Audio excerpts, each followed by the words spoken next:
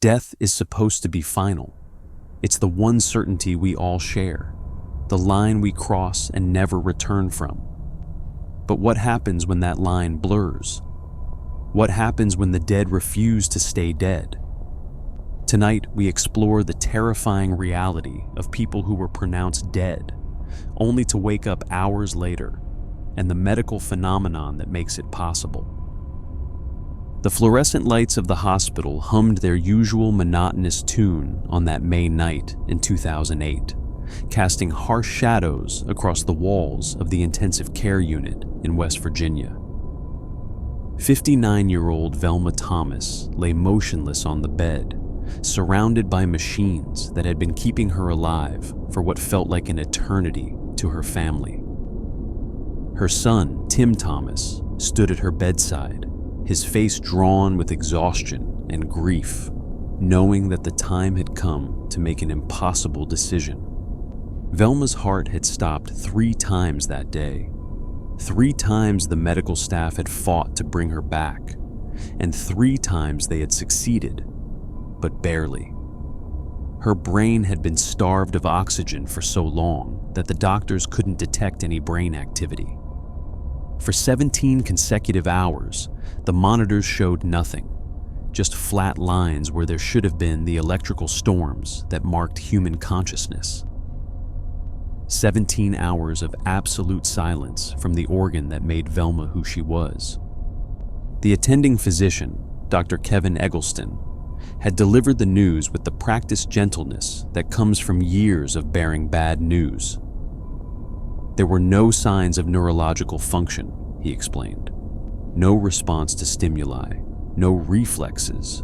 The woman they knew as Velma was already gone, even though her heart was still technically beating with the help of the machines. Her body had begun the process of shutting down in ways that couldn't be reversed. Her skin, once warm and vital, had already started to harden. Her fingers and toes were beginning to curl inward, drawing up in that unmistakable way that speaks of finality.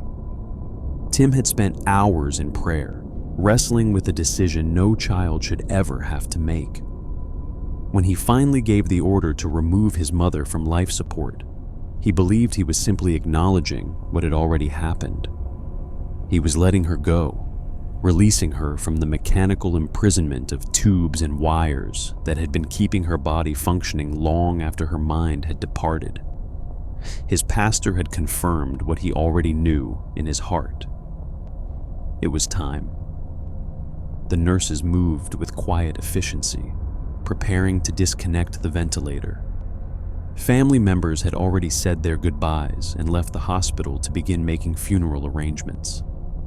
The chaplain had offered his condolences. The paperwork was ready.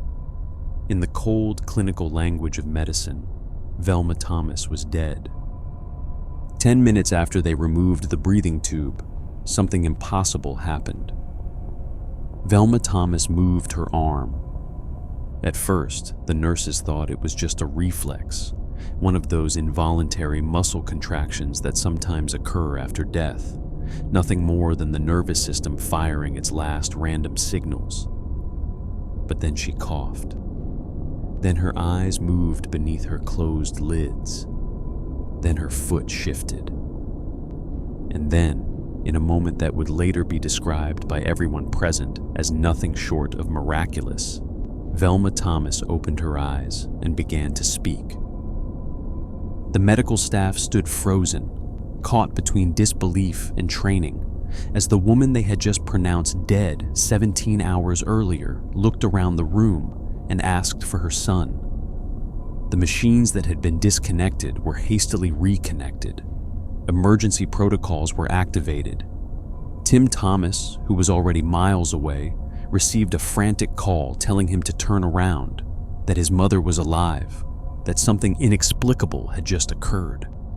Dr. Eggleston, a man who had practiced medicine for decades and thought he had seen everything, could only describe what happened as one of those things that physicians and nurses can't always explain. The medical staff had done everything by the book. They had followed every protocol. they had waited the appropriate amount of time. By every standard of modern medicine, Velma Thomas should have been dead. And yet, somehow, she wasn't. What happened to Velma Thomas has a name in medical literature, though it's a name that sounds more like it belongs in a theological text than a scientific journal. They call it the Lazarus phenomenon, named after the biblical figure who rose from the dead 4 days after being entombed. In the cold, precise language of medicine, it's known as autoresuscitation, the spontaneous return of circulation after CPR has failed and death has been declared. It's rare, poorly understood, and absolutely terrifying in its implications. Because if it could happen to Velma Thomas, it could happen to anyone. And if it's happening in modern hospitals with all our technology and expertise, what does that mean about the countless people throughout history who might have been buried while still capable of coming back? The phenomenon raises questions that keep medical ethicists awake at night.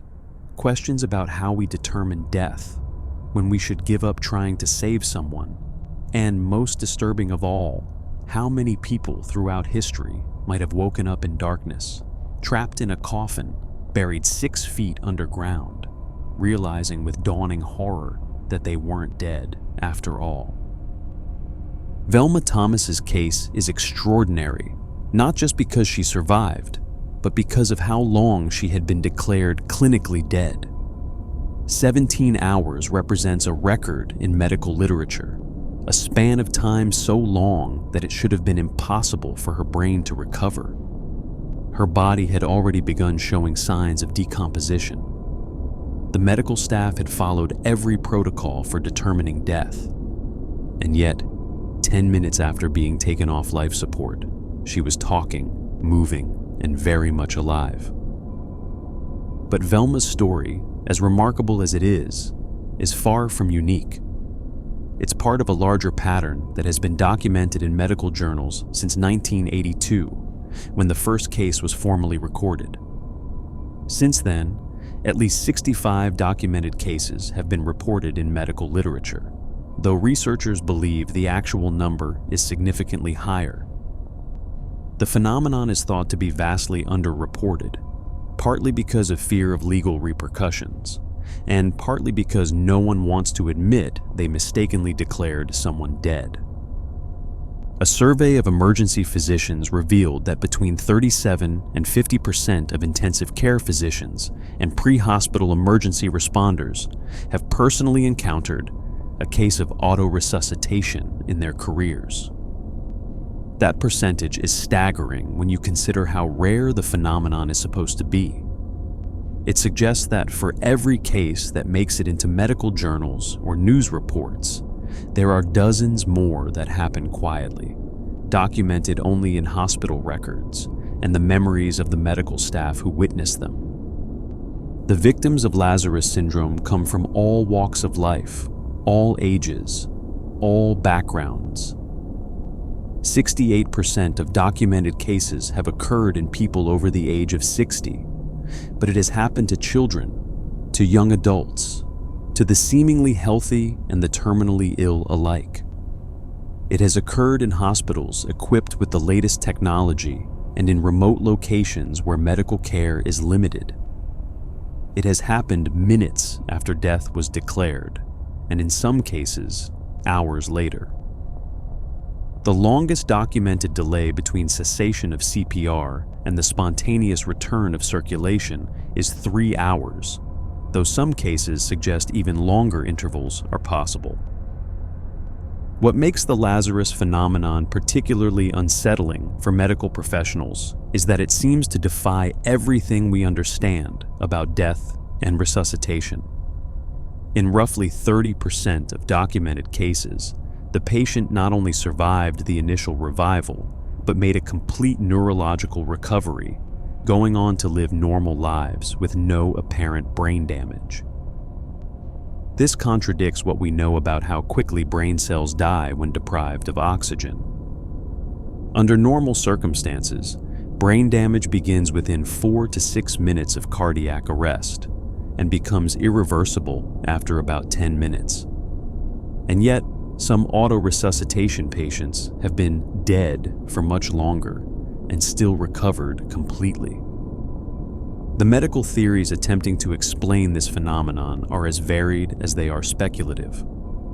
The most widely accepted hypothesis suggests that the aggressive chest compressions performed during CPR cause a buildup of pressure in the chest cavity, essentially creating a situation where the heart and lungs are being squeezed so tightly that blood can't flow properly.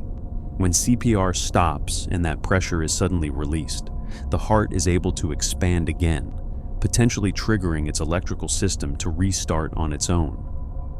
It's like releasing a compressed spring. The sudden release of pressure creates a mechanical stimulus that can jumpstart the heart's natural pacemaker. Other theories point to delayed drug effects. The medications used during resuscitation, particularly epinephrine, can take time to fully circulate through a compromised cardiovascular system. When CPR stops, the change in chest pressure might allow these drugs to suddenly reach the heart in sufficient concentrations to restart it. Some researchers have suggested that hyperkalemia, abnormally high levels of potassium in the blood, might play a role in some cases.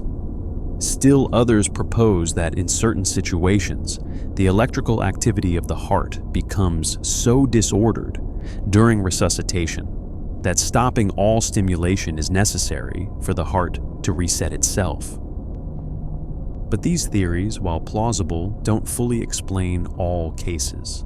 They don't explain why some people recover with no brain damage after being clinically dead for periods that should have resulted in massive cerebral injury. They don't explain why the phenomenon seems to occur more frequently than the low numbers in medical literature would suggest. And they certainly don't explain cases like Velma Thomas, who was not actively undergoing CPR when she revived, but had been declared dead for many hours. What we do know is this. The medical community has responded to the Lazarus phenomenon by recommending that all patients be carefully monitored for at least 10 minutes after resuscitation efforts have been terminated. Some experts suggest this period should be even longer. The phenomenon has changed protocols around organ donation, creating a mandatory waiting period to ensure that potential donors are truly dead and won't spontaneously revive. It has raised profound ethical questions about when death truly occurs and whether our current definitions are adequate. But perhaps most disturbingly, the Lazarus phenomenon has forced us to confront a fear that has haunted humanity for centuries, the fear of premature burial, of being declared dead when some spark of life still remains, of being trapped in darkness with no way to call for help. It's a fear that gripped the Victorian era so tightly that it spawned an entire industry of safety coffins and elaborate burial protocols. It's a fear that Edgar Allan Poe explored in his most terrifying stories. And it's a fear that, as modern cases of autoresuscitation demonstrate, was never entirely irrational.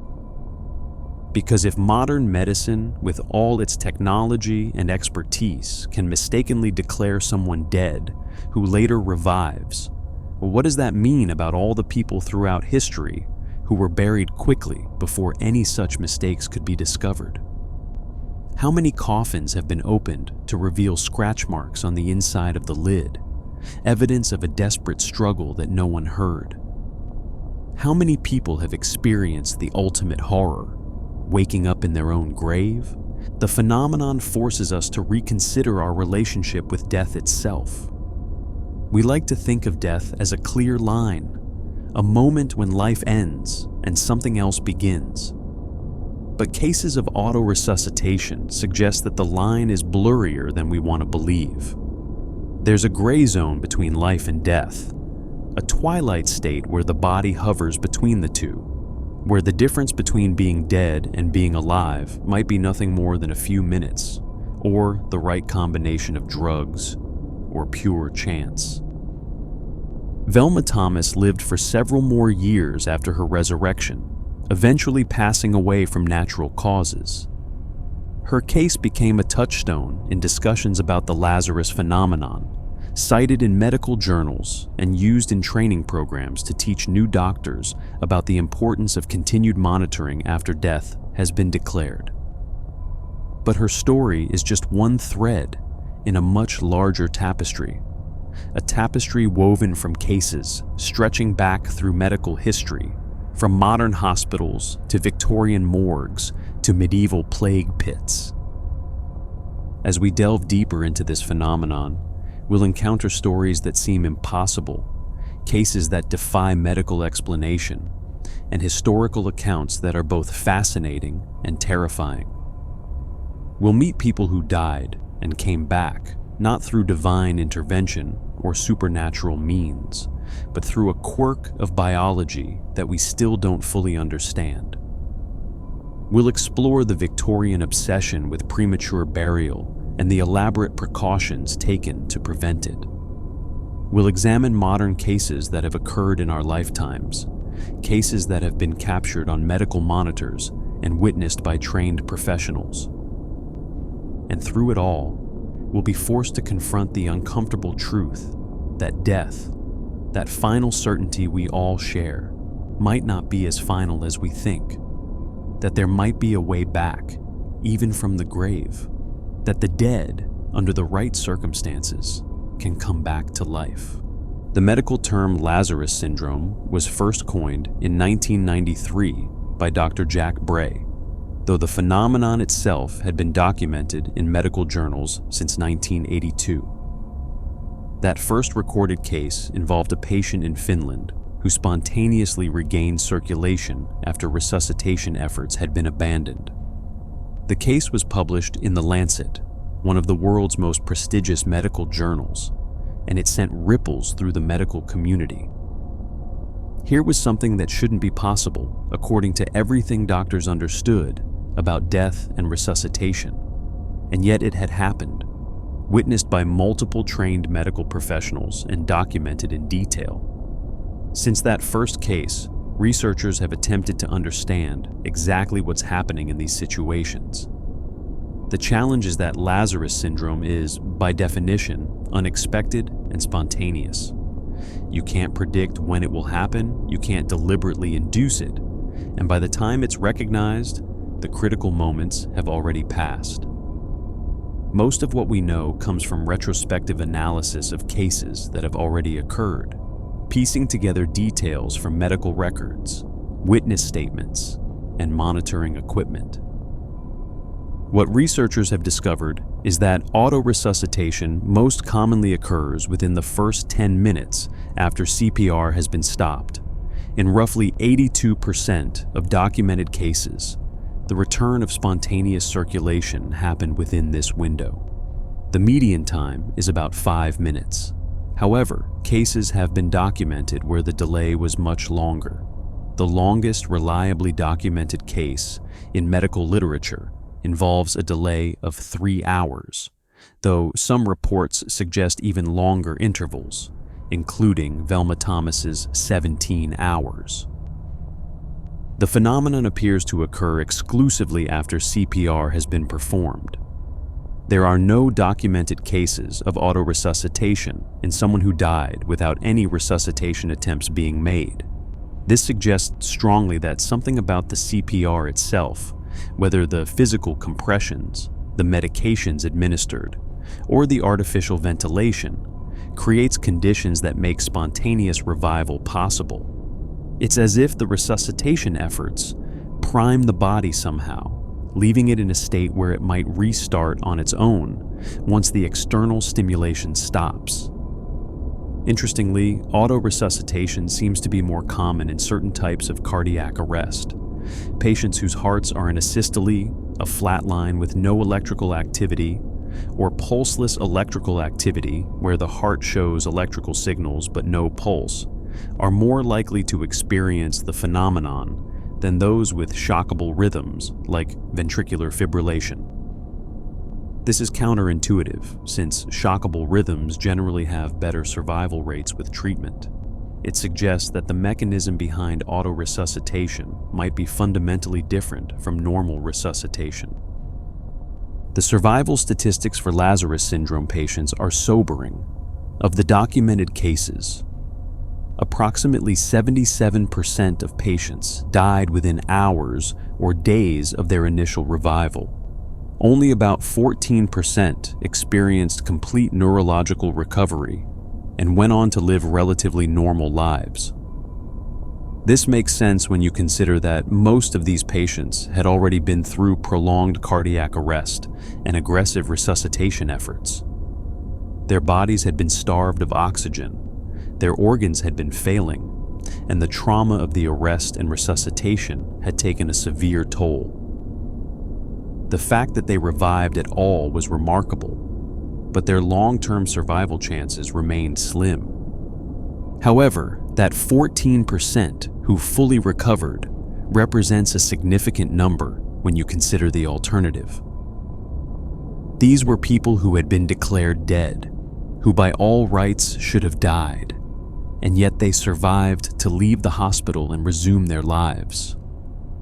Some, like Velma Thomas, lived for years afterward.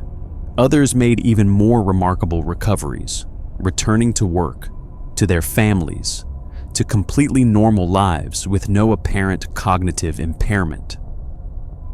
One such case involved a 36-year-old woman who experienced pulseless electrical activity, cardiac arrest.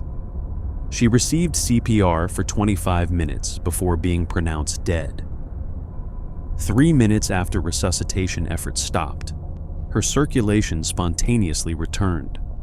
6 months later, she was back at home, living independently, with no neurological deficits. Another patient, a 67-year-old man who experienced cardiac arrest outside his home, was resuscitated for almost an hour before being declared dead. Minutes later, he revived. He too made a complete recovery and was discharged from the hospital with his cognitive function intact. These cases of complete recovery are particularly puzzling to medical science. Under normal circumstances, the brain begins to suffer irreversible damage after about 4 to 6 minutes without oxygen. After 10 minutes, the damage is typically catastrophic. And yet, these patients were without circulation for much longer than that and still recovered. Some researchers have suggested that the conditions created during CPR might provide some protection to the brain, perhaps by maintaining minimal blood flow, or by creating a state of metabolic suppression that reduces the brain's oxygen demands. Others have proposed that certain individuals might have natural variations in their physiology that make them more resistant to oxygen deprivation. But these theories remain speculative. The truth is, we still don't fully understand why some people's brains survive prolonged oxygen deprivation while others don't. We don't know why some patients revive after minutes while others take hours. We don't know how to predict who will experience autoresuscitation, or how to prevent it from happening to those who might genuinely be beyond recovery. The implications of Lazarus Syndrome for medical practice are profound and far-reaching. The most immediate concern is avoiding premature declaration of death. Current medical guidelines recommend continuing to monitor patients for at least 10 minutes after CPR has been stopped, watching for any signs of spontaneous circulation or respiration. Some experts argue this period should be longer, perhaps 15 or even 20 minutes, especially in cases where the patient had favorable features like youth, witnessed cardiac arrest, or initial shockable rhythms. The phenomenon has also affected protocols around organ donation. When someone dies in a hospital and is a potential organ donor, there's typically a carefully defined process for determining death and beginning the organ harvest. But the existence of autoresuscitation has forced changes to these protocols. Now, there's a mandatory waiting period after death has been declared, specifically to ensure that the patient doesn't spontaneously revive. Some organ procurement organizations require continuous monitoring during this waiting period, looking for any signs of returning circulation or brain activity. This creates an ethical dilemma. Organs deteriorate rapidly after death, and delays in harvesting can make them unsuitable for transplantation. Every minute that passes reduces the viability of the organs and potentially means that someone on the transplant waiting list won't receive the organ they need. But the alternative is potentially harvesting organs from someone who isn't truly dead, someone who might have revived if given more time. It's a balance between respecting the dead and saving the living, and cases of autoresuscitation have made that balance even more precarious. The phenomenon has also raised questions about do not resuscitate orders and end-of-life care. When a patient has a DNR order, medical staff are not supposed to attempt resuscitation if the patient's heart stops.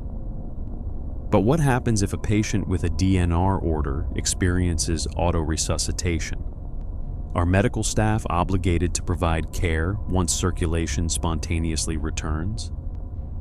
What if the patient revives while being prepared for organ donation?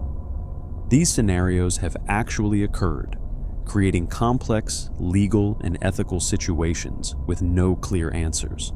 Perhaps most disturbing are the cases where autoresuscitation occurred at funeral homes. In 2001, a body bag was delivered to a funeral home in Massachusetts with a living person inside. The funeral director discovered the mistake and called paramedics, avoiding what would have been a horrific outcome. In 2014, a similar incident occurred in Mississippi, with Walter Williams being found alive in his body bag, just as funeral home workers were preparing to embalm him. These cases represent the nightmare scenario. Someone being declared dead, removed from medical care, and only being discovered alive by chance, often mere minutes before procedures that would have actually killed them were about to begin. The medical community's response to these cases has been a mixture of concern and caution. On one hand, no one wants to declare someone dead prematurely. On the other hand, resources are limited, and medical staff can't monitor every deceased patient indefinitely on the off chance they might revive. Some hospitals have implemented extended monitoring protocols, keeping deceased patients under observation for 30 minutes or more before allowing them to be moved to the morgue. Others have added additional checks to their death determination procedures, requiring multiple physicians to confirm death independently. But these measures, while helpful, can't eliminate the risk entirely. The unpredictable nature of autoresuscitation means that it can happen despite all precautions. A patient who shows no signs of life for 20 minutes might still revive after 30. Someone who appears stone-cold dead might suddenly gasp and open their eyes. The phenomenon seems to defy any attempt to create foolproof protocols. This unpredictability has led some researchers to argue that our fundamental understanding of death needs to be revised. Traditionally, death has been defined as the irreversible cessation of circulatory and respiratory function, or alternatively, as the irreversible cessation of all brain function. But the existence of autoresuscitation suggests that the irreversible part of that definition might not be as clear-cut as we thought. If someone's circulation can spontaneously return after it has stopped, was the cessation truly irreversible? At what point does stopped become irreversibly stopped? Some medical ethicists have proposed that we need to add a time component to our definition of death. Instead of saying someone is dead when their circulation stops, we might say they're dead when their circulation has been stopped for a specified period with no signs of revival. But how long should that period be? 10 minutes? 20? An hour? And what happens if someone revives after that time period has passed? Would we say they were never truly dead? Or would we say they died and then somehow came back to life? These might seem like academic questions, but they have real-world implications. Legal death certificates must be accurate. Organ donation requires certainty that the donor is truly deceased. Criminal cases involving homicide depend on being able to definitively determine when death occurred. Insurance claims hinge on exact times of death. Autoresuscitation throws all of these certainties into question. The phenomenon also affects how families experience grief and loss. Imagine being told your loved one is dead, beginning the painful process of acceptance and mourning, only to have them suddenly revive. The psychological impact of this experience is profound and complex. Some families describe it as a miracle, a gift of extra time with their loved one. Others find it deeply traumatic, feeling like they've experienced the loss twice, once when death was declared, and again when their loved one eventually dies for real. For the patients themselves, when they survive to talk about their experience, the accounts are often disturbing. Most report having no memory of the time they were dead, describing it as like a deep sleep or complete blackness. But some report more unusual experiences. A few have described feeling like they were outside their body, watching the resuscitation attempts. Others report strange sensory experiences, like hearing medical staff discussing their death or feeling sensations despite having no measurable brain activity. These accounts are difficult to verify and raise questions about consciousness, near-death experiences, and what, if anything, happens to awareness during the transition between life and death. Medical science is still grappling with these questions.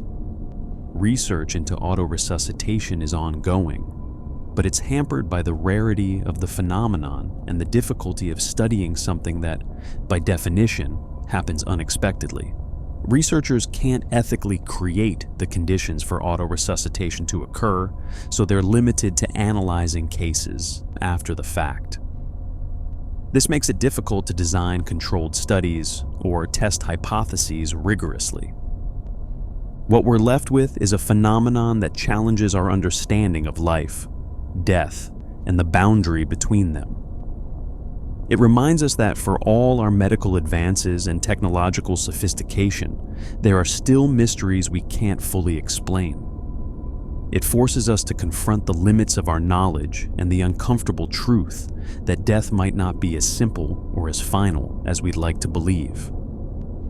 And perhaps most importantly, it validates a fear that humans have carried with them throughout history, the fear of being buried alive, of being trapped in that twilight zone between life and death, of being declared gone when some spark of existence still remains. Because if it can happen in a modern hospital surrounded by trained doctors and sophisticated monitoring equipment, how much more easily could it have happened in the past, when medical knowledge was limited and the determination of death was far less certain? This brings us to one of the most remarkable cases in recent history, a case that would push the boundaries of what medical science thought possible and raise profound questions about the nature of death itself. Anthony Yall should not be alive. By every measure that modern medicine has to determine death, he had crossed that final threshold and wasn't coming back. But on an August day in 2013, in a hospital in Kettering, Ohio, something extraordinary occurred that would challenge everything his doctors thought they knew about life, death, and the slim margin between them. It began in the early morning hours of August 5th, when Yali's wife noticed something terribly wrong. He was breathing abnormally, making strange gasping sounds that immediately triggered alarm. She tried to wake him, shaking his shoulder, calling his name, but got no response. When she checked for a pulse, she felt nothing.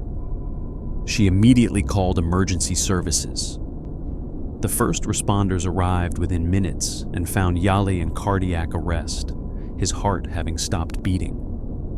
They began CPR immediately, working with practiced urgency, performing chest compressions, administering medications, doing everything their training dictated. After several tense minutes, they managed to establish a weak but stable enough heartbeat to transport him to the hospital. He was 37 years old, relatively young for a cardiac arrest, but that meant nothing in the moment. The immediate priority was keeping him alive. At Kettering Medical Center, Yali was immediately taken to the emergency department where the full resources of the hospital were brought to bear, but his condition remained critical and unstable. Throughout the morning, the medical team worked on him, monitoring his heart, adjusting medications, trying to stabilize his condition. Then, that afternoon, his heart stopped again. This time, it was catastrophic. His heart went into complete arrest, and this time, nothing the medical team did seemed to help. They performed CPR continuously, following all the protocols for advanced cardiac life support. They gave him medications. They shocked his heart with defibrillators. They tried every intervention in their arsenal. For 45 minutes, they fought to bring him back. 45 minutes of continuous, exhausting effort by a team of highly trained medical professionals. But nothing worked. His heart refused to respond. There was no pulse, no electrical activity that they could work with, nothing to indicate that any of their efforts were having any effect. Finally, after 45 minutes of futile attempts, the decision was made. Anthony Yali was pronounced dead. The attending physicians documented the time of death. The resuscitation team stood down. The equipment was turned off. Someone called Yal's family to tell them that despite their best efforts, he hadn't made it. His body remained in the room while the staff began the somber process that follows any death in a hospital, documenting everything that had been done, preparing the body for transfer to the morgue, gathering the deceased's belongings. Meanwhile, Yali's son was driving to the hospital, having received the devastating call that his father had passed away. He arrived expecting the worst, preparing himself to see his father's body, to say his final goodbyes. He was directed to the room where his father's body still lay, the monitoring equipment that had been used during the resuscitation attempts still attached but turned off and silent. But when Yali's son entered the room, something caught his eye. One of the monitors was still on, and it was displaying something that shouldn't have been there. A heartbeat. A regular, rhythmic heartbeat, clear as day on the screen. For a moment, he must have stood there in shock, unable to process what he was seeing. His father had been declared dead. The doctors had said there was nothing more they could do, and yet there it was, clear evidence of a beating heart. He immediately called for the medical staff.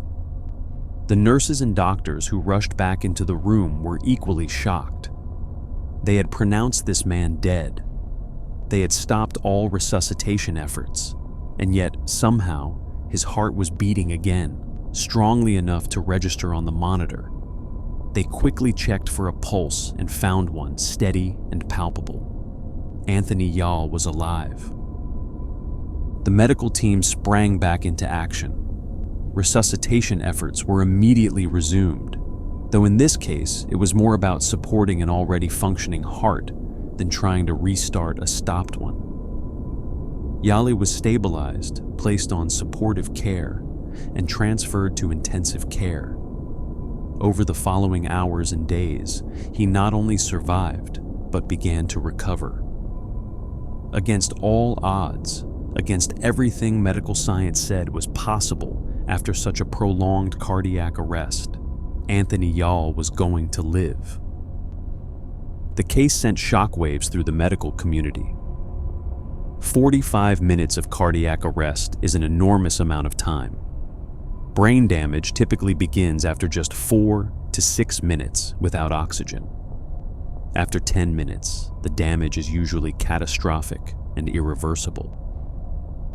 Yali had been in arrest for more than 4 times that long. By all rights, even if his heart had somehow restarted, his brain should have been destroyed. He should have been in a permanent vegetative state, if he survived at all. But that's not what happened. As Yali recovered, it became clear that his brain was functioning. He could speak, recognize his family, respond to questions.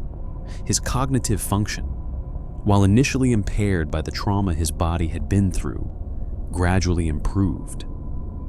He had experienced something that medical textbooks said was impossible. He had survived a prolonged cardiac arrest without significant permanent brain damage. The doctors who treated Yali were at a loss to fully explain what had happened. The prevailing theory focused on the timing and nature of the cardiac arrest itself. Some researchers suggested that perhaps the conditions during the arrest and the subsequent CPR had created some level of circulation, even if it wasn't detectable by normal means. Perhaps enough oxygenated blood had reached his brain to keep the cells alive, even though conventional monitoring suggested otherwise. Others pointed to the possibility that Yali's body had gone into some kind of protective state during the arrest, something that reduced his brain's oxygen requirements and allowed it to survive longer than normal without permanent damage. This phenomenon, sometimes called metabolic suppression or hibernation, has been observed in cases of severe hypothermia, where people have survived extended periods without a heartbeat because the cold reduced their tissue's oxygen needs. But Yali wasn't hypothermic. His case suggested that perhaps the body could sometimes induce this protective state on its own. But perhaps the most puzzling aspect of Yali's case wasn't just that he survived the initial arrest, but that his heart spontaneously restarted after resuscitation had been stopped. The medical team had done everything they could for 45 minutes, and it hadn't worked. They had given up, declared him dead, and moved on. And then, with no intervention whatsoever, his heart simply started beating again. This is the hallmark of Lazarus Syndrome, and it occurred in Yali's case in the most dramatic way possible. The delay between cessation of CPR and spontaneous revival wasn't precisely recorded in Yale's case, but it was clearly long enough for his death to be declared, for his family to be notified, and for his son to drive to the hospital and enter his room. That suggests a delay of at least several minutes, possibly much longer. What makes Yali's case particularly interesting from a medical perspective is the timing. His son happened to notice the monitor was still on and displaying a heartbeat. But what if the monitor had been turned off? What if his son had arrived a few minutes later, after the body had been moved? Would anyone have noticed that his heart had restarted? Or would Anthony Yali have been transferred to the morgue, still alive but presumed dead, potentially to wake up alone in a refrigerated drawer? This nightmare scenario is exactly what medical protocols are designed to prevent, but Yali's case demonstrates how close it can come to happening. If his son hadn't noticed that monitor, if he had been just a bit later, the outcome could have been very different. It's a chilling reminder of how precarious the line between life and death really is, and how dependent we are on chance, on someone being in the right place at the right time to notice something amiss. Yali's recovery, while remarkable, wasn't immediate or complete. He spent considerable time in the hospital, undergoing treatment and rehabilitation. The trauma his body had endured, both from the cardiac arrest itself and from the aggressive resuscitation efforts, had taken a severe toll. But gradually, day by day, he improved. His heart function stabilized. His cognitive abilities returned. Eventually, he was discharged from the hospital, alive and functional, to the astonishment of everyone involved in his care. The case raised troubling questions for the medical staff who had treated him. They had followed all the proper protocols. They had performed CPR for an extended period, far longer than the recommended minimum. They had tried every intervention available. When they declared him dead, they had every reason to believe they were making the correct decision. And yet, they had been wrong. How could they trust their judgment in future cases?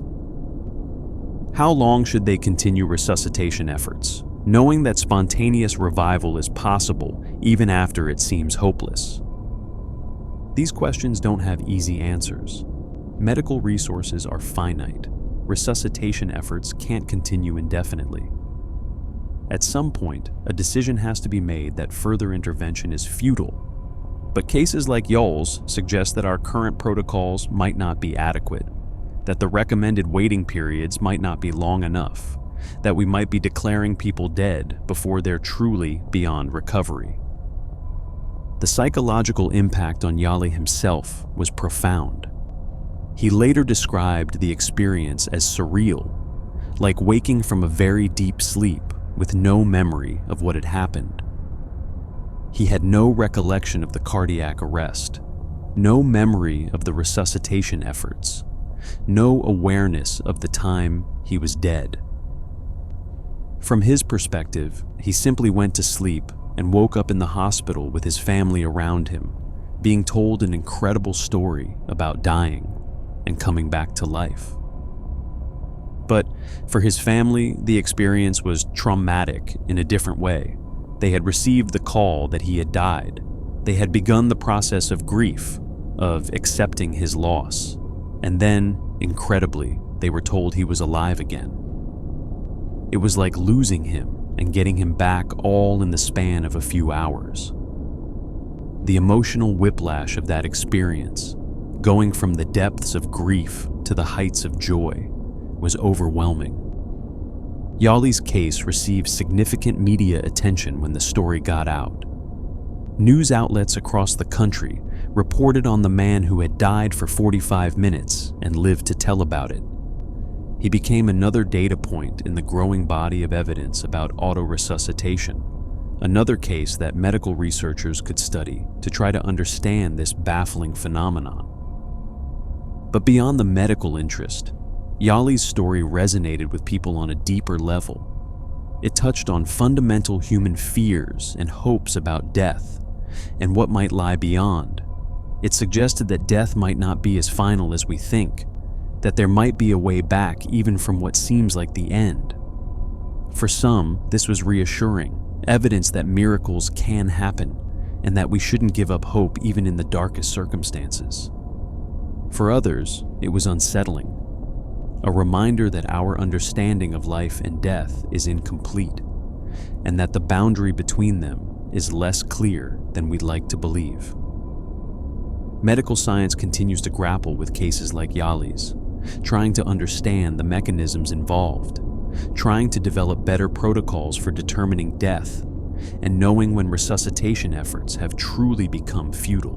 But each new case of autoresuscitation adds to the complexity rather than clarifying it. Every case is slightly different, with its own unique circumstances and timeline.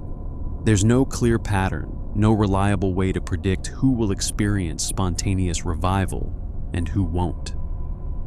What we're left with is uncertainty, and in medicine, uncertainty is deeply uncomfortable.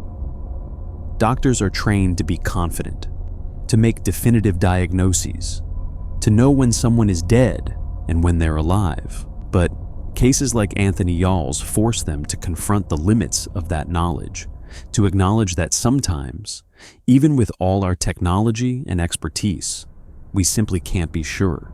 And if modern medicine, with all its advances, still struggles with this question, What does that say about our ancestors who lived in times when medical knowledge was far more primitive? How many people throughout history were declared dead and buried, only to potentially revive hours later, trapped underground with no way to escape? It's a horrifying thought, and it's one that haunted previous generations to such an extent that it spawned an entire industry devoted to preventing premature burial. To understand just how deep this fear ran, we need to travel back in time, to an era when death was far more common, far less understood, and far more terrifying than it is today. An era when the possibility of being buried alive was a real constant fear that shaped burial practices and spawned countless innovations designed to prevent it. An era we call the Victorian Age. The Victorian era, spanning from 1837 to 1901 during the reign of Queen Victoria, was a time of tremendous progress and innovation. It was the age of the Industrial Revolution, of rapid urbanization, of scientific advancement. And yet, despite all this progress, or perhaps because of it, it was also an age consumed by an almost pathological fear of death, and more specifically, of being buried alive. This wasn't an irrational fear.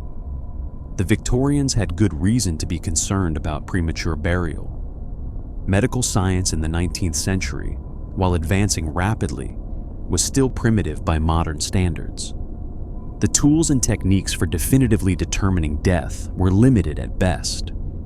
There was no such thing as an EKG to definitively show that the heart had stopped, no brainwave monitors to confirm the absence of brain activity, no sophisticated blood tests to check for metabolic function. Doctors relied primarily on observation, checking for a pulse, watching for breathing, seeing if the pupils responded to light. But these signs could be deceivingly subtle or absent in certain conditions. A person in a deep coma might appear dead, with breathing so shallow it was imperceptible and a pulse so weak it couldn't be felt. Victims of certain drugs or poisons could fall into death-like states. Conditions like catalepsy, a disorder that causes muscle rigidity and decreased sensitivity to pain, could create the appearance of death while the victim remained conscious inside, unable to move or respond.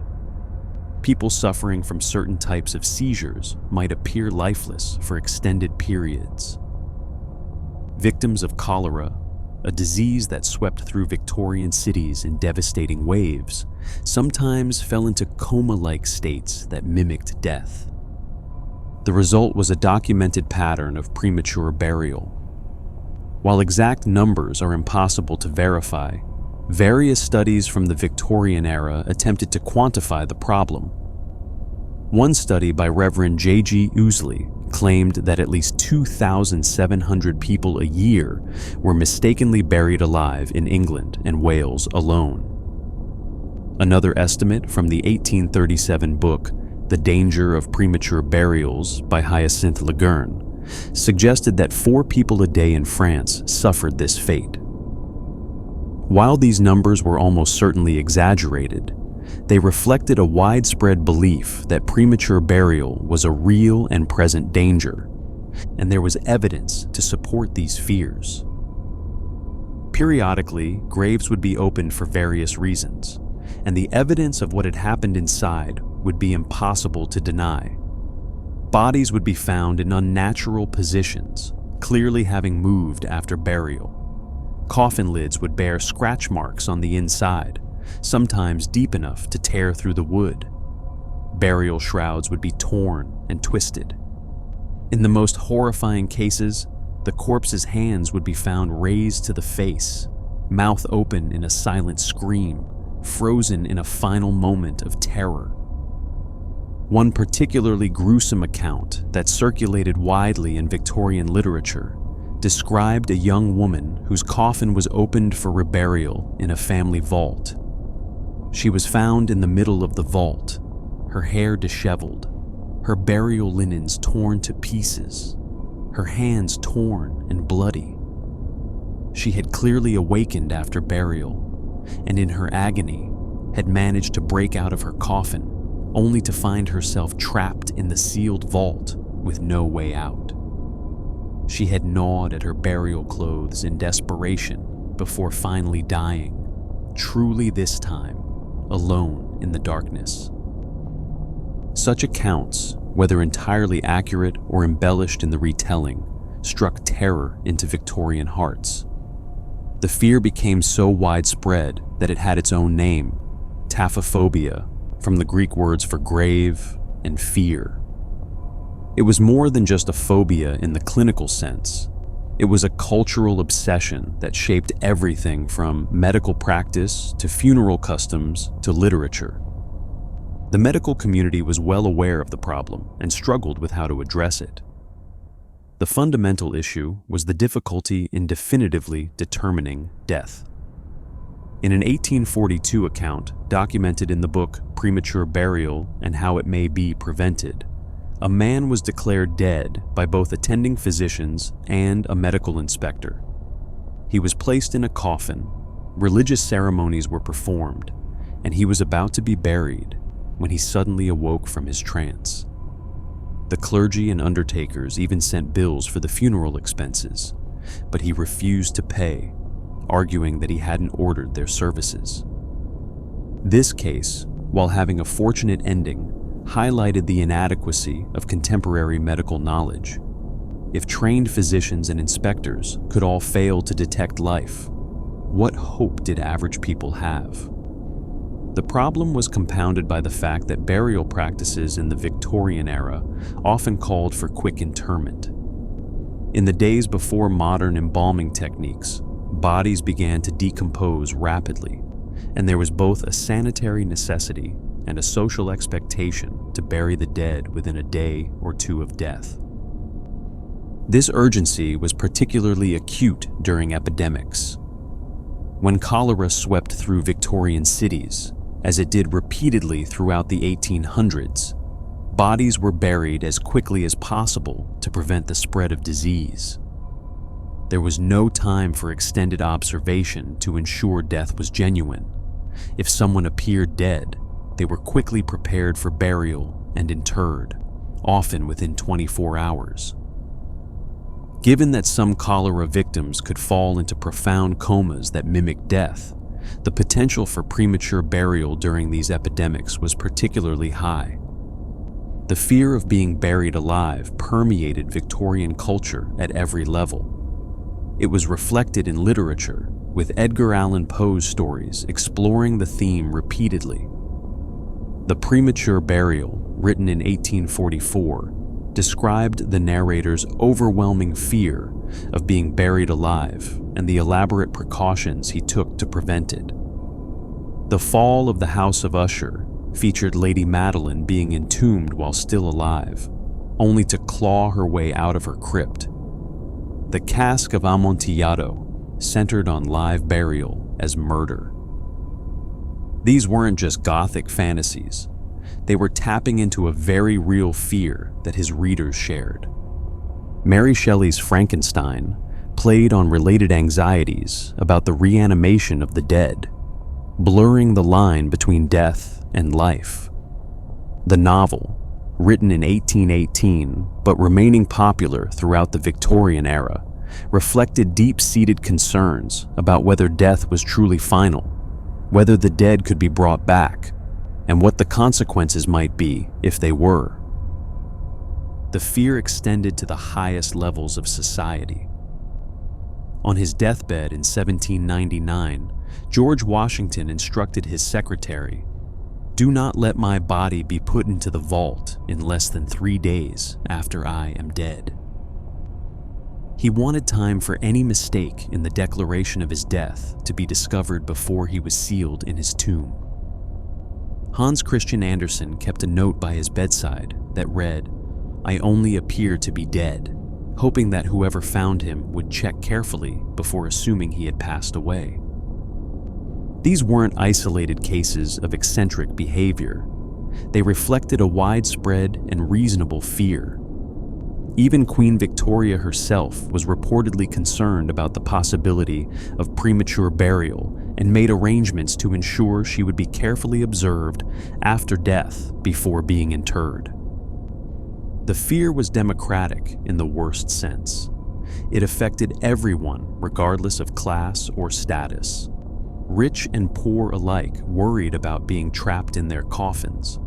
The difference was that the wealthy could afford elaborate precautions, while the poor had to hope for the best and trust that their death would be genuine before they were put in the ground. This widespread anxiety created a market for solutions, and Victorian ingenuity rose to meet it. Inventors and entrepreneurs, recognizing both a social need and a business opportunity, created an array of devices and protocols designed to prevent premature burial, or at least give those accidentally buried alive a chance at survival and rescue.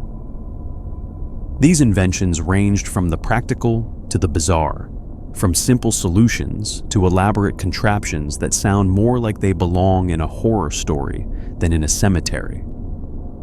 The result was an entire industry devoted to safety coffins and associated devices, mechanisms that promised to save those unfortunate souls who might find themselves buried while still alive. These inventions represent some of the most fascinating and disturbing artifacts of Victorian culture, physical manifestations of a society's deepest fears. The safety coffin industry began in earnest in the early 19th century and reached its peak during the Victorian era. Patents for these devices were filed across Europe and America, each inventor claiming to have solved the problem of premature burial with their particular design. While the specifics varied, most safety coffins shared certain common features. They provided air for the accidentally buried to breathe, and they offered some means for the victim to signal to the world above that they were still alive. One of the earliest designs, dating to the 1700s, was remarkably simple: a glass pane installed over the deceased's face. The idea was that if the person revived, the glass would allow cemetery workers to see movement or condensation from breathing. Of course, this assumed that someone would actually be looking, that the burial plot would be regularly observed, and that the glass wouldn't become obscured by dirt or moisture. Despite these obvious limitations, glass viewing coffins remained popular for decades. By the Victorian era, designs had become considerably more sophisticated. One of the most common safety coffin features was a cord or chain connected to the buried person's hand, running up through the soil to a bell mounted above ground. If the person woke up, they could pull the cord, ringing the bell and alerting cemetery watchmen that they needed rescue. Some versions connected the cord to the person's hand with a spring mechanism so that any movement would trigger the bell. Other designs attached cords to multiple parts of the body, hands, feet, head, creating a web of triggers that would ring the alarm if the person moved at all. The bell system sounds ingenious, and it captured Victorian imaginations. It even gave rise, some scholars claim, to the phrase "saved by the bell," though this etymology is disputed. Graveyards that employed these systems would have night watchmen whose job was to listen for any bells ringing in the night. Imagine working that job, spending your nights in a cemetery, listening for the sound of a bell that would indicate someone buried during the day was now awake and desperately trying to summon help. But the bell system had significant problems. The primary issue was that bodies naturally shift and settle during decomposition. Gases build up causing movement, and these post-mortem changes could easily trigger the bell. Cemeteries that used these systems reported frequent false alarms as decomposing corpses inadvertently rang their own bells. no documented cases exist of the Bell system actually saving anyone, though the absence of documentation doesn't necessarily mean it never happened. More elaborate designs attempted to address the breathing problem more directly. One patent from 1882 by J.G. Critchbaum described a device that consisted of a movable periscope-like pipe providing air, which could also be rotated or pushed by the interred person to signal passers-by above ground. This had the advantage of not relying on sound alone. The visual signal of a moving pipe would be obvious even in daylight, when bells might be harder to hear. Some inventors went even further. A design from 1885 by Charles Sieber and Frederick Borntrager included a battery-powered alarm system, an air pump to provide fresh air, a flag-raising device, and even a ladder for self-rescue if the person had the strength to climb out. This elaborate contraption transformed a simple coffin into something more like an underground apartment, though its complexity made it expensive and prone to malfunction. Perhaps the most innovative design came from Count Michel de Karnitze-Karnicki, a chamberlain to Russia's Tsar Nicholas II. His invention, known as Le Carnici, was presented at a conference at the Sorbonne in 1897 and immediately caused a sensation. According to the Count's publicist, he had witnessed a young Belgian girl nearly buried alive, awakened just in time by the sound of earth being shoveled onto her coffin. Unable to forget her screams, the Count spent 4 years in a castle developing his solution. Le Carnice was remarkably clever. It consisted of a glass ball resting on a spring mechanism on the chest of the deceased. If the chest rose even slightly, indicating breathing, the movement would trigger the spring, which would activate a series of mechanisms. A flag would rise above the grave, a bell would ring, and a tube would open to admit fresh air into the coffin. The device was designed to be reusable, with the above-ground portion easily transferable from grave to grave, making it relatively affordable. The esteemed French physiologist Charles Richet examined Le Carnice and proclaimed, "The problem is solved. Lethargy is vanquished." The French Society of Hygiene unanimously named the Count an associate member for his invention. Within a few years, thousands of French citizens had requested in their wills that they be buried with Le Carnice protecting them. At a price of only 12 shillings, equivalent to about $300 today, it was marketed as security that everyone could afford. However, like the Bell systems, no documented cases exist of Le Carnice or any similar device actually saving anyone from premature burial. The devices were purchased, installed, and presumably gave peace of mind to those who feared being buried alive, but whether they ever fulfilled their intended purpose remains unknown. Other safety coffin designs included features like spring-loaded lids that could be pushed open from the inside, though this assumed the person would have the strength to operate them and wouldn't be incapacitated by oxygen deprivation. Some designs included small windows or openings that would allow the person to see out and potentially be seen by cemetery visitors. A few particularly elaborate designs included compartments with food and water, assuming that if someone woke up buried, they might need sustenance while waiting for rescue. For those buried in above-ground vaults rather than buried underground, some families installed internal hatches that would allow someone who woke up to escape. One such vault, built in 1890 at Wildwood Cemetery in Williamsport, Pennsylvania, had an air supply and was lined with felt to protect anyone who woke up from injuring themselves in panic before they could operate the escape hatch. But safety coffins weren't the only Victorian solution to the problem of premature burial. The medical community developed its own approaches, some more scientific than others, all attempting to provide definitive proof that death had truly occurred before the body was committed to the ground. One of the most reliable methods was simply to wait. If a body was left long enough, it would begin to show unmistakable signs of decomposition: the smell, the discoloration, the breakdown of tissues. These signs provided certain proof that death had occurred and was irreversible. In Europe, particularly in Germany, waiting mortuaries became popular. These were facilities where bodies could be stored and observed for days or even weeks until clear signs of putrefaction appeared. The waiting mortuaries were staffed around the clock by attendants whose job was to watch the bodies for any signs of life. The corpses were often rigged to elaborate bell systems similar to those used in safety coffins, so that any movement would immediately alert the staff.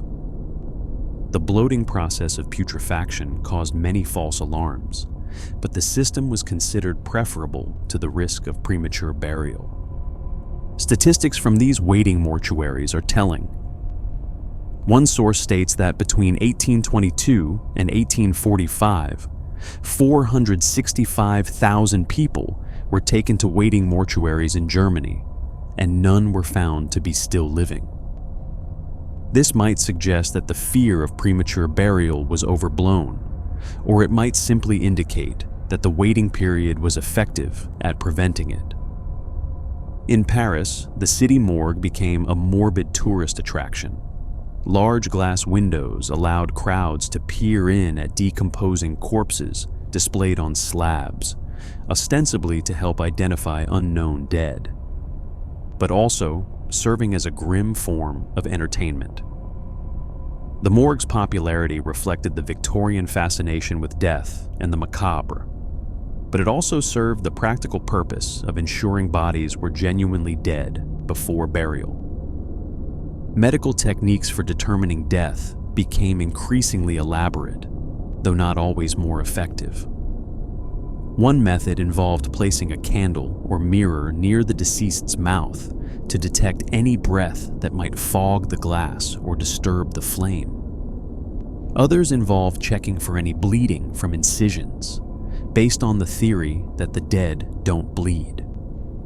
Some doctors advocated for injecting hot water or other substances under the skin to see if there was any reaction.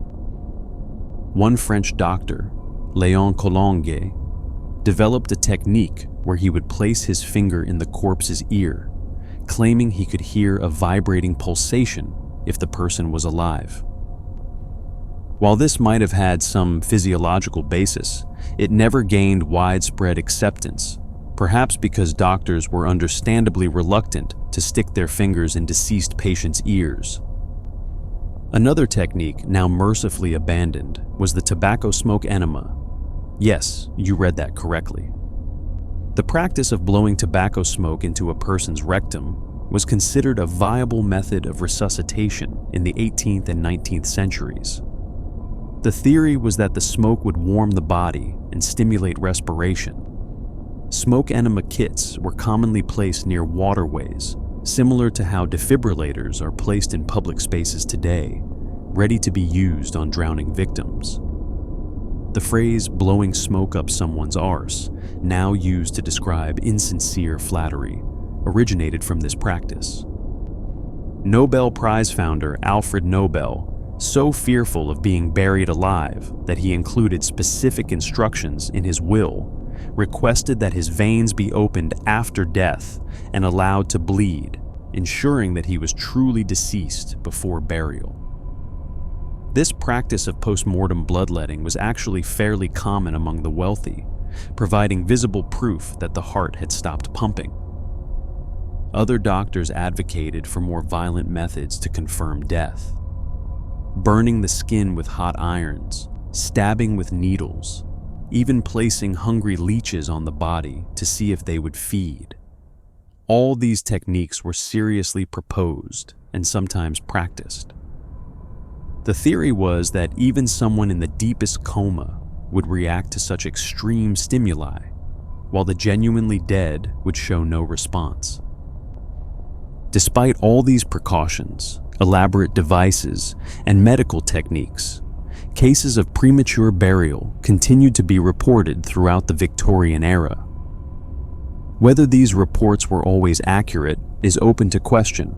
Some were certainly exaggerated or fictional, part of the urban legend cycle that surrounded the topic. But others were documented by credible witnesses and are harder to dismiss. One case that circulated widely in Victorian newspapers involved a shoemaker who was declared dead and buried.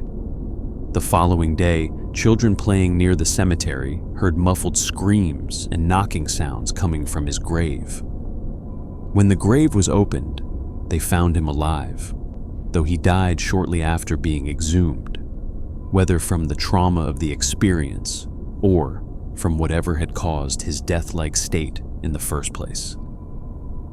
Another account described Marjorie McCall, an Irish woman who in 1695 caught a fever and was presumed dead. She was buried in Shankle Graveyard in Lurgan with a valuable ring still on her finger. That night, grave robbers came to steal the ring. When they couldn't pull it off, they decided to cut off her finger. The pain of the cut woke Marjorie, who sat up in her grave. The terrified robbers fled, and Marjorie walked home to her astonished husband and children. She allegedly lived for another decade and even had more children. These stories, true or embellished, kept the fear alive. They were repeated in newspapers, in books, in fireside conversations. They became part of Victorian culture, shaping how people thought about death and burial. The fear was self-reinforcing. The more stories people heard, the more afraid they became, and the more precautions they took.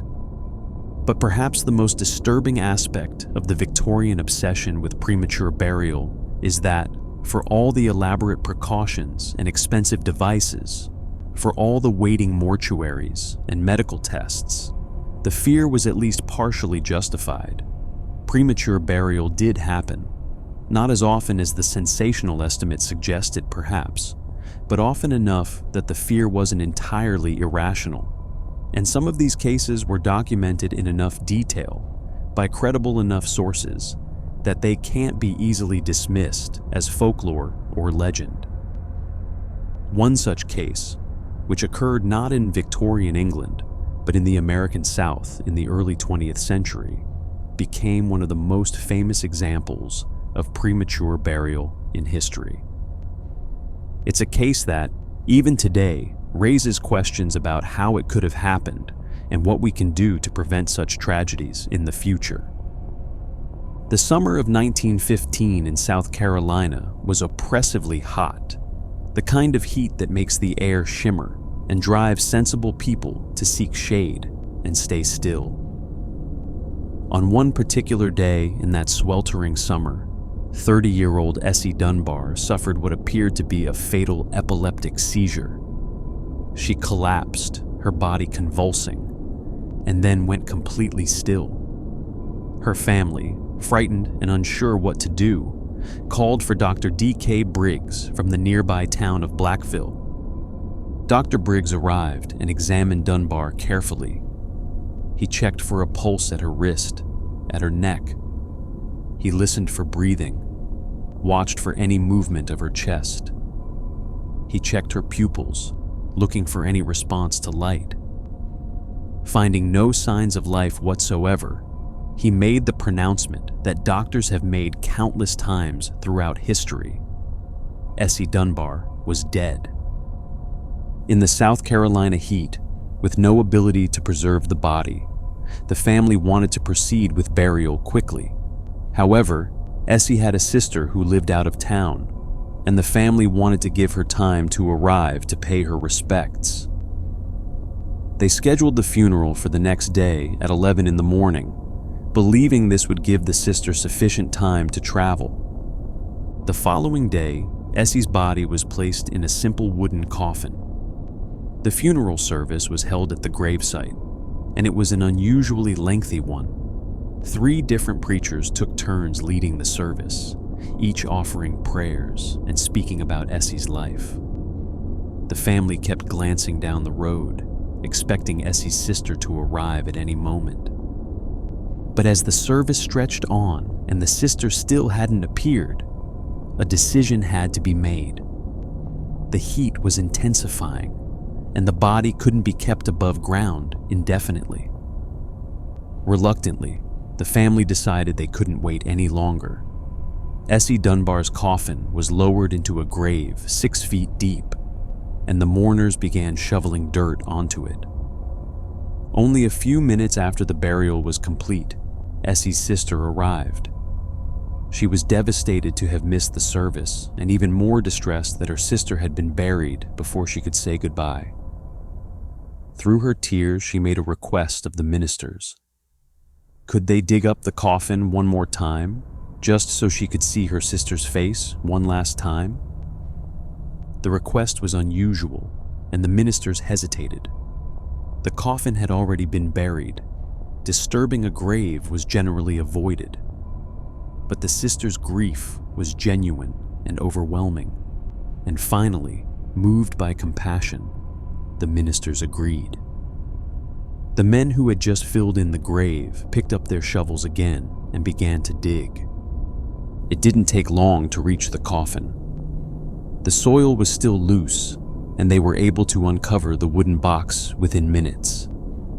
They lifted it out of the grave, setting it on the ground near the burial plot. One of the ministers bent down and began unscrewing the coffin lid. What happened next became the stuff of legend, a story that would be told and retold for decades, spreading throughout the region and eventually finding its way into newspapers and books.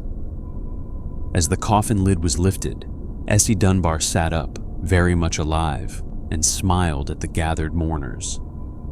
The scene erupted in absolute chaos. The 3 ministers, confronted with what appeared to be a dead woman coming back to life, fell backward in shock. In their scramble to get away from the impossible sight, they tumbled into the open grave, landing in a heap at the bottom. Some reports say one of them was injured in the fall. The mourners scattered, running in terror, convinced they were witnessing either a miracle or something supernatural. Some thought they were seeing a ghost. Others believed Essie had been resurrected by divine power. But Essie Dunbar hadn't been resurrected. She had simply never been dead in the first place. Dr. Briggs had mistaken a deep coma or some other death-like state for genuine death. In the heat and urgency of the situation, without the benefit of modern medical equipment or knowledge, he had made a terrible mistake. Essie Dunbar had been buried alive, and she had awakened in her coffin, trapped in the darkness underground. How long had she been conscious in that coffin before she was dug up? Had she been aware of being buried, hearing the dirt falling on the wooden lid above her? Or had she only regained consciousness moments before the coffin was opened? These questions can't be answered with certainty. What is certain is that if her sister hadn't arrived late, if she hadn't requested to see the body one last time, if the ministers hadn't agreed to reopen the grave, Essie Dunbar would have died in that coffin for real, and no one would have ever known what had happened to her. The story of Essie Dunbar's premature burial spread quickly through the community and beyond. In 1955, 40 years after the incident, the Augusta Chronicle published an account of it following the death of Dr. Briggs. The article interviewed Dr. O.D. Hammond, a local physician who had treated one of the ministers injured in the fall into the grave. Dr. Hammond provided his second-hand account of the event, describing it as one of the most bizarre incidents in the town's history. According to the 1955 article, Essie Dunbar was alive and well, still living in South Carolina, picking cotton and collecting a welfare check. She had outlived Dr. Briggs, the man who had mistakenly declared her dead. When asked about the experience, she reportedly had no clear memory of being in the coffin, describing it as like being asleep. Essie Dunbar lived for another 47 years after her death in 1915. She finally passed away on May 22, 1962, at Barnwell County Hospital in South Carolina. Local papers reported her death with the headline, "Final Funeral Held for South Carolina Woman." This time, apparently, there were no shocking moments during her burial. This time, she stayed dead. The story of Essie Dunbar has been cited in numerous books and articles about premature burial, most notably in Jan Bonnison's 2001 book, Buried Alive: The Terrifying History of Our Most Primal Fear. However, it's important to note that the veracity of the story is difficult to verify conclusively. No contemporary accounts from 1915 exist. All versions of the story trace back to the 1955 newspaper article, which itself was based on a second-hand account from someone who wasn't present at the actual burial. Snopes, the fact-checking website, has labeled the story as unproven, noting the lack of contemporary documentation. However, the existence of Essie Dunbar as a real person can be confirmed through census records and other documents. She was born in 1885 and did indeed die in 1962. Whether the dramatic story of her premature burial is exactly as described is open to question, but something unusual certainly seems to have occurred. What makes Essie Dunbar's case particularly significant, beyond the dramatic circumstances, is how it illustrates the vulnerability of medical determination of death in the early 20th century. This was 1915, not the Middle Ages. Medical science had made tremendous progress. Doctors had access to sophisticated knowledge about anatomy and physiology. And yet, a trained physician could still mistake a living person for a corpse. Dr. Briggs was, by all accounts, a competent physician. He didn't make his diagnosis hastily or carelessly. He examined Dunbar, checked for vital signs, and found none. By the standards of his time and place, he did everything correctly. The problem wasn't incompetence, it was the limitations of medical knowledge and tools.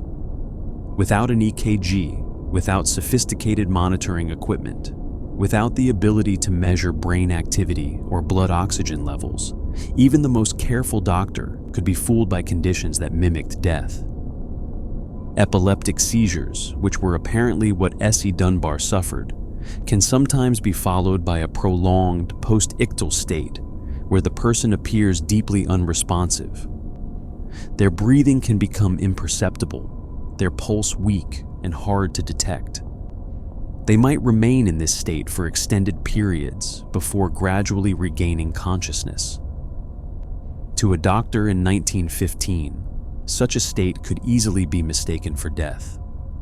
The case also highlights the dangers of rushing burial. Had Dunbar's family waited longer before burying her, she would have revived on her own before being placed in the ground. But the heat, the lack of preservation methods, and social customs all push toward quick burial. This urgency, understandable in its time, created the conditions for her premature burial to occur. Essie Dunbar's story became part of the folklore of premature burial, joining the ranks of similar tales that had terrified people for generations.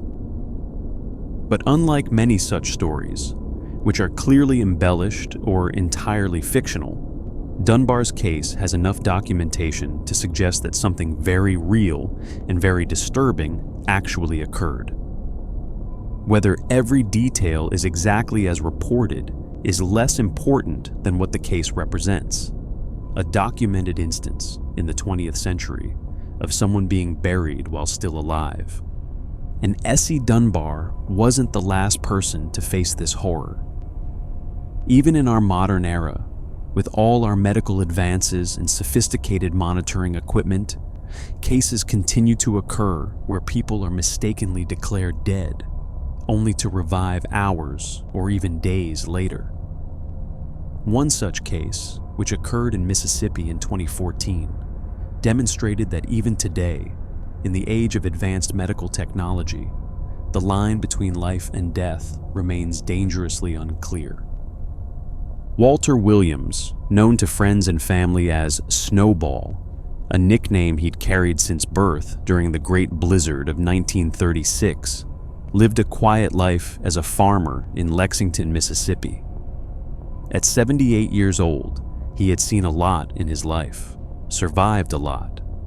But on the night of February 26, 2014, it seemed his time had finally come.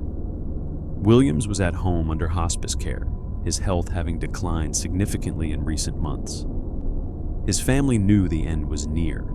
That's why hospice had been called in to keep him comfortable in his final days. When his hospice nurse checked on him that evening and found him unresponsive, with no detectable pulse, she called the county coroner as protocol required. Holmes County Coroner Dexter Howard arrived at Williams' home and performed his examination. He checked for vital signs, finding none. No pulse at the wrist, no pulse at the neck, no breath sounds, no response to stimuli. Howard, an experienced coroner who had pronounced death many times before, made his determination. At 9 p.m., Walter Williams was officially declared dead. The family, while grief-stricken, wasn't surprised. They had been preparing for this. Williams had been seriously ill, and his death, while sad, was expected. They made the arrangements, called relatives, began the process of saying goodbye. Williams' body was placed in a body bag, as is standard procedure, and transported to Porter and Sons Funeral Home on Yazoo Street in Lexington. At the funeral home, the staff followed their usual procedures. Williams' body, still in the bag, was moved to the preparation room where he would be embalmed. It was now early Thursday morning, several hours after he had been pronounced dead. The funeral home workers unzipped the body bag, preparing to begin their work. And then the body bag moved. At first, the workers thought they must be mistaken, that it was a trick of the light or their imagination. But then it moved again, unmistakably this time. There was something moving inside that bag, and whatever it was alive. Byron Porter, the funeral director who had actually gone to Williams' home with the coroner to collect the body, couldn't believe what he was seeing. We were getting ready to transport him to the embalming table when we noticed he was moving and had activities, he later told reporters. Activities. The clinical word barely captured the shock of realizing that the man they thought was dead was actually alive and kicking, literally kicking inside the body bag.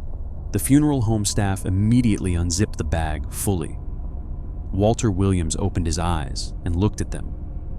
He was awake, alert, and very much alive. The staff, recovering from their shock, immediately called 911. Paramedics arrived within minutes and found Williams with a heartbeat and other vital signs. He was transported to Holmes County Hospital, where doctors examined him thoroughly, trying to understand what had happened. Their best theory was that Williams' pacemaker, an implanted device that helps regulate the heartbeat, had stopped working, causing his cardiac arrest. Then, for reasons no one could fully explain, it had started working again. The news spread rapidly. Holmes County Miracle Man became an instant sensation. CBS News picked up the story. So did CNN, Time Magazine, NPR, and dozens of other media outlets. The man who had been pronounced dead, who had been placed in a body bag and taken to a funeral home, who had been mere minutes away from being embalmed, was alive and talking to reporters. William's nephew, Eddie Hester, was amazed. "I stood there and watched them put him in a body bag and zipped it up," he told the media. The family had said their goodbyes. They had accepted his death.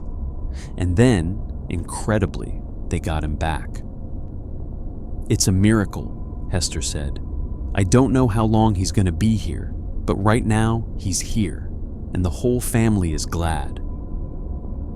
Sheriff Willie March was equally stunned. "I asked the coroner what happened, and the only thing he could say is that it's a miracle," he told reporters. For his part, Coroner Howard was defensive, but also bewildered. There was no pulse. He was lifeless, he insisted. He had followed all proper procedures, checked all the right signs. By every standard he had been trained to use, Walter Williams had been dead. Howard's best explanation was that Williams' pacemaker had somehow stopped and then restarted, though this didn't fully explain why Williams had shown no signs of life for so many hours. Williams himself, when asked about his experience, said it felt like he had just gone into a very deep sleep. He had no memory of being declared dead, no awareness of being in the body bag, no recollection of the time between losing consciousness and waking up at the funeral home. From his perspective, he simply went to sleep and then woke up in a strange place with people staring at him. The case raised troubling questions about death determination protocols. Coroner Howard had made his declaration in Williams' home based on standard clinical signs: no pulse, no breathing, no response. But Williams hadn't been monitored continuously after the declaration. He had been placed in a body bag and transported, a process that took time. During that time, something had changed. His heart had started beating again. Was this another case of Lazarus Syndrome? In the strictest sense, no. Williams hadn't undergone CPR before being declared dead. He had simply been found unresponsive, examined, and pronounced deceased. But the end result was the same. Someone declared dead had spontaneously revived. The incident highlighted a particular vulnerability in the death determination process. When someone dies at home, especially under hospice care, the determination of death is often made by a coroner or medical examiner who may not have sophisticated monitoring equipment immediately available. They rely on clinical signs, which, while usually reliable, can sometimes be deceiving. If Williams' pacemaker had temporarily malfunctioned, it could have made his heart stop temporarily, creating the appearance of death. When it started working again, he revived. Walter Williams spent several days in the hospital under observation. He was weak, and the doctors were candid that his long-term prognosis wasn't good. Whatever had caused his initial collapse hadn't been resolved. They had simply had a reprieve.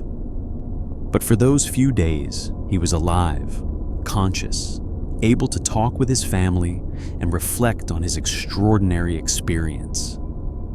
The media attention was intense. Williams' story became a viral sensation, shared across social media, discussed on talk shows, referenced in articles about medical mysteries. People were fascinated by the idea of someone waking up at a funeral home, of coming back from death at the last possible moment. Some saw it as a miracle, evidence of divine intervention. Others saw it as a medical anomaly that needed to be understood and learned from.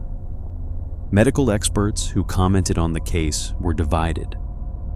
Some suggested that Williams might never have been truly dead in the first place, that his vital signs had been so weak they couldn't be detected by standard clinical examination, but that he had maintained some level of cardiac function throughout.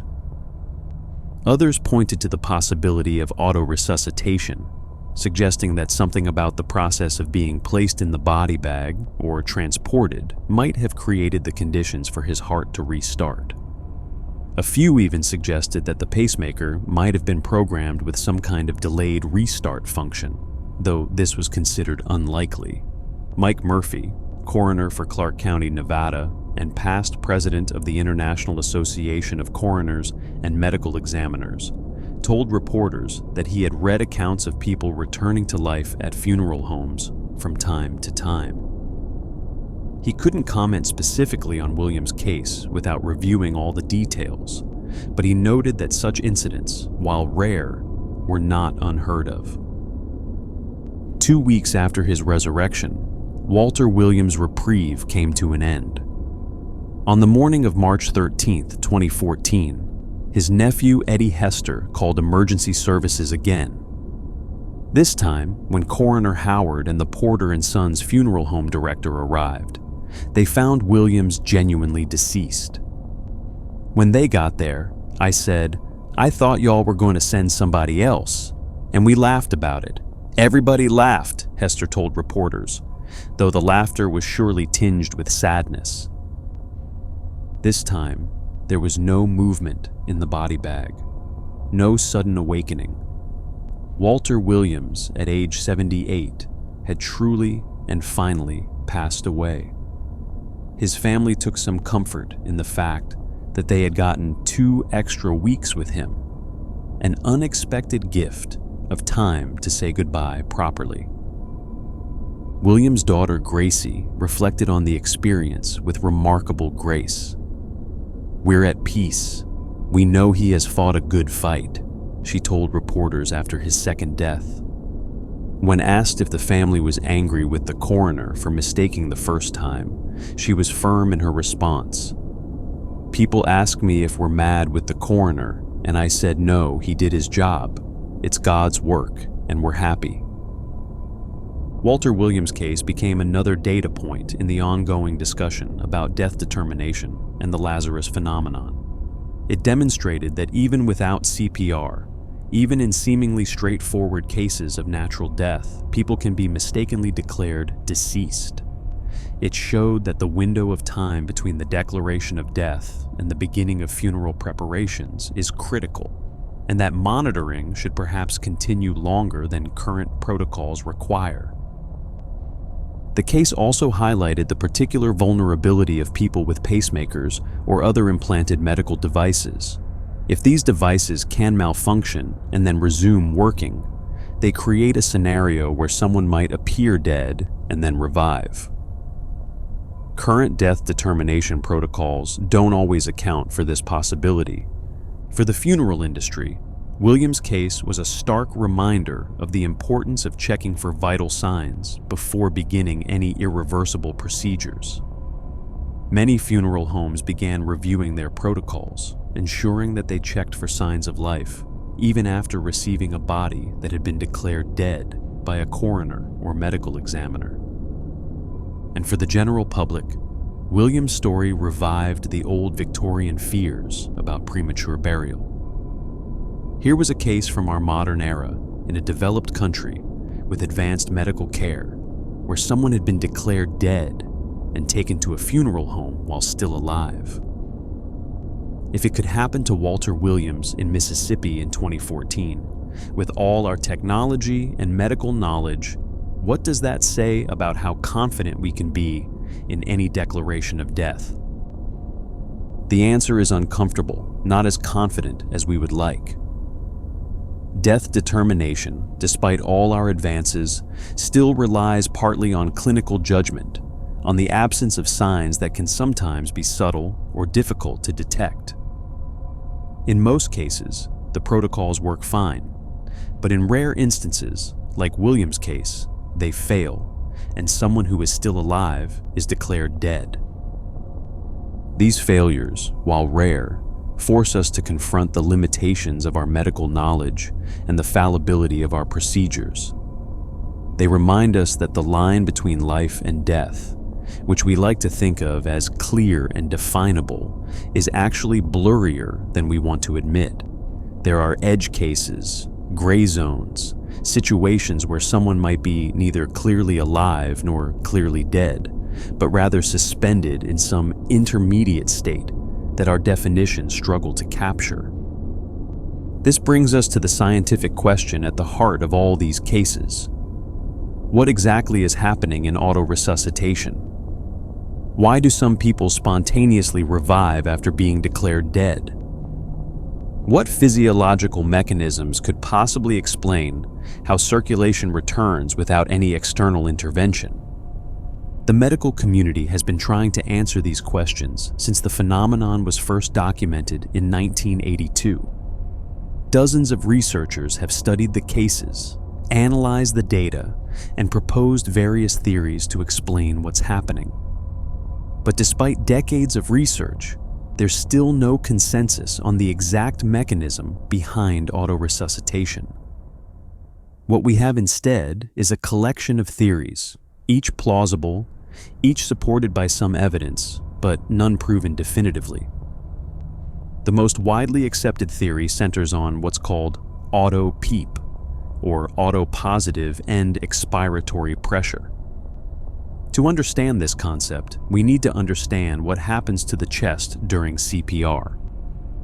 When a rescuer performs chest compressions, they're essentially squeezing the chest between the sternum and the spine, forcing air out of the lungs and pushing blood through the heart. This process involves considerable force and happens rapidly, with rescuers performing at least 100 compressions per minute. During aggressive CPR, particularly if the patient is being mechanically ventilated at the same time, air can get pushed into the lungs faster than it can be expelled. Think of it like trying to squeeze a balloon while also blowing air into it. The pressure inside increases. In medical terms, this creates positive end expiratory pressure, meaning there's still positive pressure in the lungs at the end of each breath cycle, when the lungs should theoretically be relaxed and unpressurized. This elevated pressure in the chest doesn't just affect the lungs, it affects the heart and major blood vessels too. The increased intrathoracic pressure can compress the vessels that return blood to the heart, particularly the superior and inferior vena cava, which are thin-walled and easily compressed. When these vessels are compressed, less blood can flow back to the heart, and if less blood flows into the heart, less blood can be pumped out even if the heart is beating. This creates a situation where the heart might be trying to work, but the elevated pressure in the chest is preventing it from filling properly and therefore from effectively pumping blood. Here's where the theory of autoresuscitation comes in. When CPR stops, that elevated chest pressure begins to dissipate. As the pressure drops, the compressed blood vessels can suddenly expand again. Blood that had been backed up in the venous system can now flow back to the heart. This sudden rush of blood filling the heart chambers might be enough to trigger the heart's natural electrical system to start working again. It's like a reset button. During CPR, the heart is being forcibly compressed and manipulated, and the electrical system might be overwhelmed or disrupted by all this external stimulation. The elevated chest pressure prevents normal blood flow, even if the heart's trying to beat. But when everything stops, when the pressure releases and blood flow can normalize, the heart might spontaneously restart on its own. This theory is particularly appealing because it explains why autoresuscitation tends to occur a few minutes after CPR stops, not immediately. It takes time for the chest pressure to fully dissipate and for normal venous return to be reestablished. It also explains why the phenomenon seems to occur more frequently in patients with respiratory problems or those who received aggressive mechanical ventilation during resuscitation, since these situations would create higher levels of chest pressure. However, the auto-PEEP theory doesn't explain all cases. Some patients who experience autoresuscitation didn't receive mechanical ventilation. Some had minimal CPR performed before being declared dead, and some, like Walter Williams, weren't resuscitated at all before being pronounced deceased. These cases suggest that other mechanisms must also be at play. A second major theory focuses on delayed drug effects. During cardiac arrest, patients typically receive several medications as part of advanced cardiac life support protocols. The most common is epinephrine, also known as adrenaline, a powerful stimulant that increases heart rate and blood pressure. Other drugs might include atropine, which blocks certain nerve signals to the heart, or various antiarrhythmic medications. These drugs are typically given intravenously during CPR, often through a central line or intraosseous needle, but during cardiac arrest, circulation is severely compromised. The drugs might not distribute evenly or quickly through the body. They might pool in certain areas or take longer than expected to reach the heart.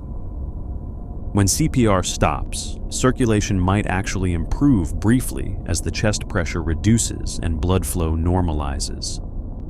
This could allow accumulated drugs to suddenly reach the heart in effective concentrations.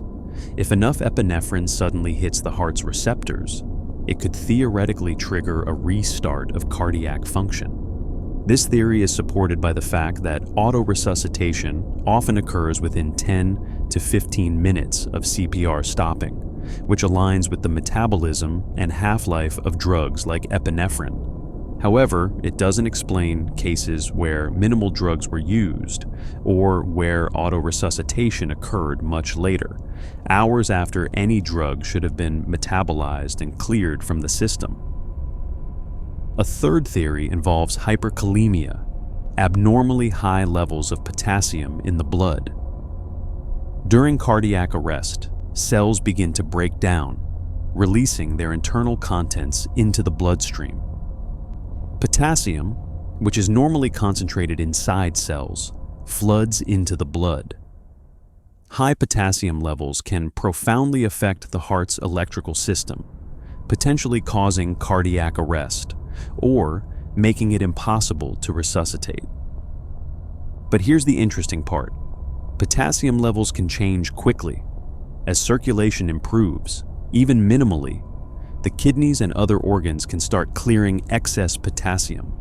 If potassium levels were preventing the heart from restarting during CPR, and those levels suddenly drop after CPR stops, the heart might spontaneously restart once the inhibiting factor is removed.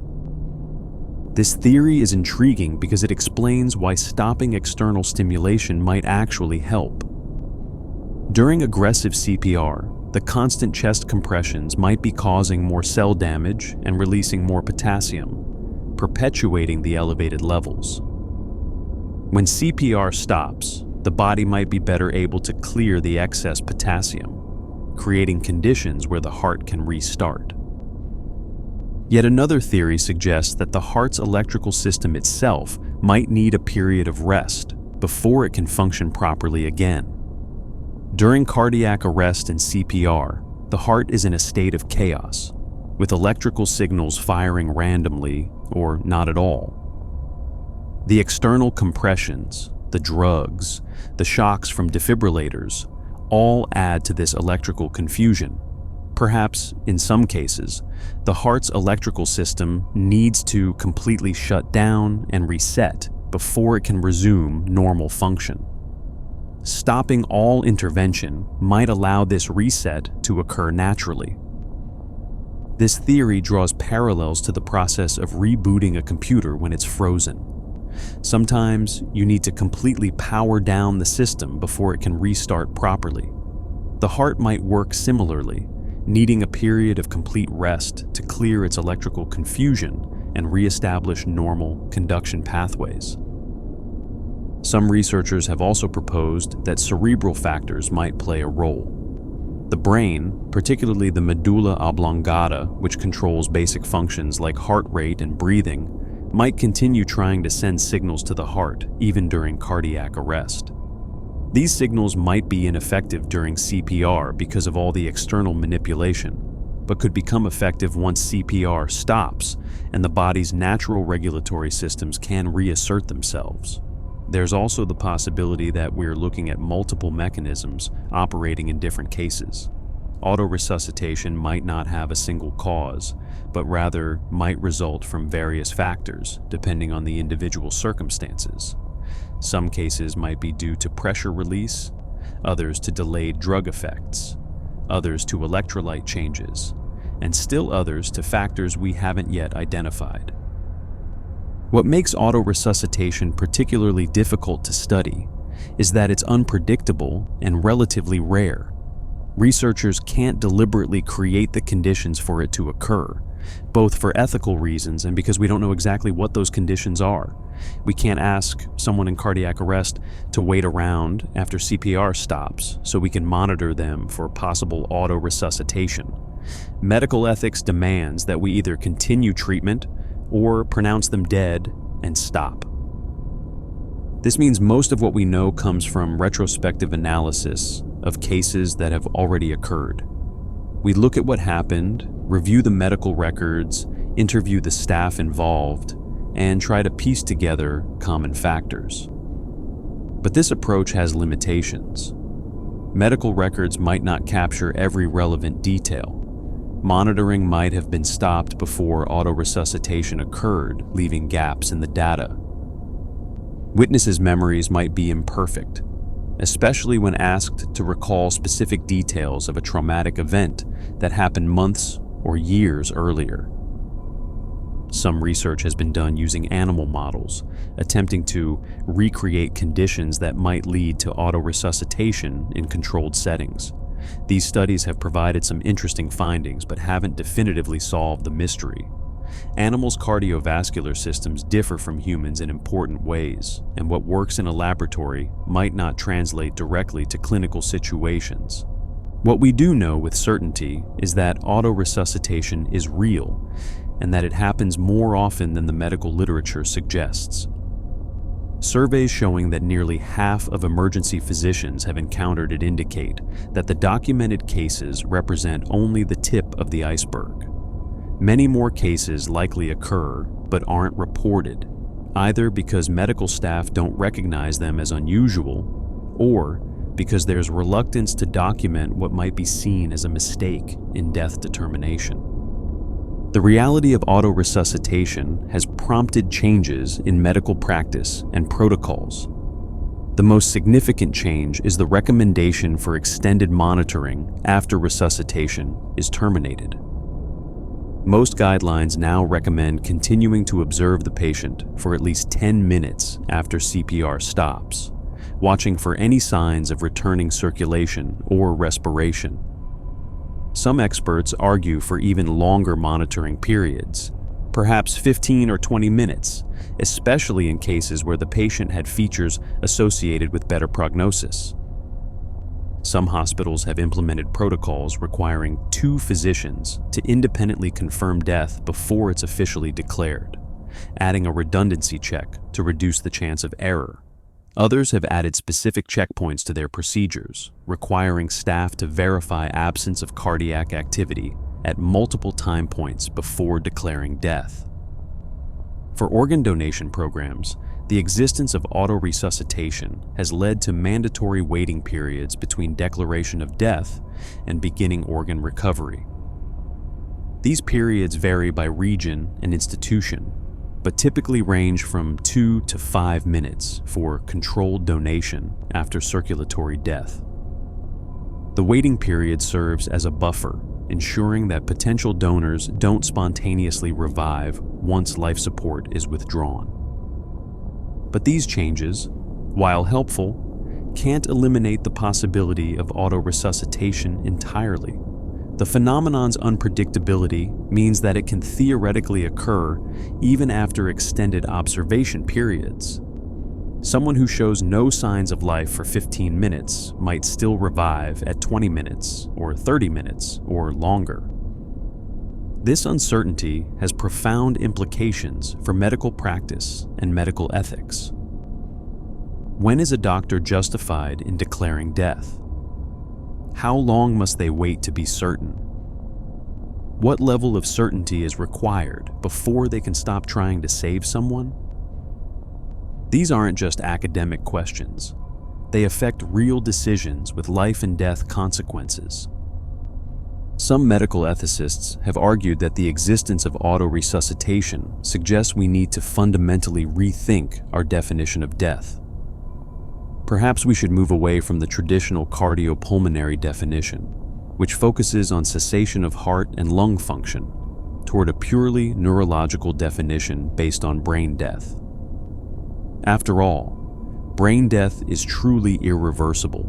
Once the brain has died, the person cannot spontaneously revive, regardless of what happens with their heart. But this approach has its own problems. Brain death determination requires specialized testing and equipment that might not be available in all settings. It takes time to properly determine brain death, and during that time, the patient's body must be maintained on life support. For patients who haven't been on life support, like Walter Williams, brain death determination isn't practical. Others argue that we should simply accept uncertainty as part of medicine. We should acknowledge that our definitions and protocols are imperfect, that mistakes will occasionally happen, and that we need to build systems that can catch and correct these mistakes when they occur.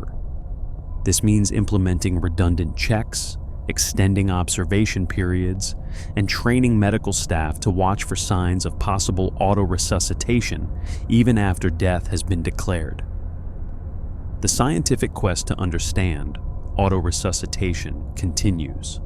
Researchers are exploring new monitoring techniques that might detect the subtle signs of returning circulation earlier. Some are investigating whether certain biomarkers in the blood might predict who is at higher risk for autoresuscitation. Others are studying the electrical activity of the heart in greater detail, looking for patterns that might explain why some hearts spontaneously restart while others don't. Advanced imaging techniques are also being employed, using ultrasound or other technologies to visualize the heart and blood vessels in real time during and after resuscitation. These studies might reveal mechanical factors that contribute to autoresuscitation, such as changes in how the heart fills with blood or how the valves function. There's also growing interest in studying near-death experiences and consciousness during cardiac arrest. Some patients who survive autoresuscitation report unusual sensory experiences or memories from the time they were dead. While these accounts are anecdotal and difficult to verify, they raise intriguing questions about what level of brain activity might persist during cardiac arrest and whether this might influence the possibility of revival. Despite all this research, we're still left with fundamental uncertainty. We know autoresuscitation happens, but we don't fully understand why. We know it's relatively rare, but we don't know how rare, since so many cases go unreported. We know some people recover completely while others die despite reviving, but we can't predict who will have which outcome. This uncertainty is deeply unsettling for medical professionals who are trained to know, to understand, to predict. But it's also a reminder that for all our advances, human biology still holds mysteries.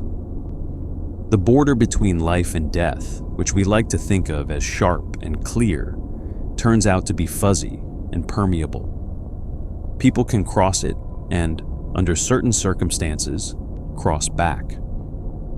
And this fundamental uncertainty brings us full circle to the fears that haunted our Victorian ancestors, to the elaborate precautions they took, to the safety coffins and waiting mortuaries, and all the desperate measures designed to prevent premature burial. Because if we can be mistaken about death even today, with all our technology and knowledge, how confident can we really be in any declaration of death? How do we truly know that someone is beyond recovery? These questions don't have comfortable answers.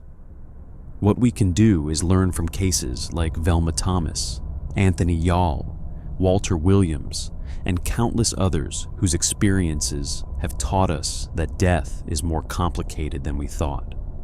We can improve our protocols, extend our observation periods, train our staff to watch for signs of spontaneous revival. We can be more cautious, more careful, more willing to admit uncertainty. But before we conclude, we need to recognize that the Lazarus phenomenon isn't confined to the United States. Cases have been documented around the world, each adding to our understanding of this baffling phenomenon, each raising new questions about the nature of death and the limits of medical knowledge. The phenomenon of autoresuscitation crosses all borders, all cultures, all healthcare systems. It doesn't discriminate based on the quality of medical care or the sophistication of available technology. It has occurred in state-of-the-art hospitals in developed nations and in resource-limited facilities in developing countries. Each case, regardless of where it occurs, challenges our fundamental understanding of life and death. In 2020, during the height of the COVID-19 pandemic in China, a particularly disturbing case occurred in Shanghai. A woman who had tested positive for the Omicron variant was declared dead and placed in a body bag for transport to a funeral home. This was during a period of strict lockdown when Shanghai was overwhelmed with cases and the healthcare system was under enormous strain. Bodies were being processed quickly to prevent further spread of the virus and to manage the volume of deaths. At the funeral home, 2 alert employees noticed something unusual about the body bag that had just been delivered. It seemed to be moving slightly, almost imperceptibly. At first, they thought they must be mistaken, that the stress and long hours were playing tricks on their eyes. But when they looked more carefully, the movement was unmistakable. They immediately opened the bag and found the woman alive, showing clear signs of breathing and circulation.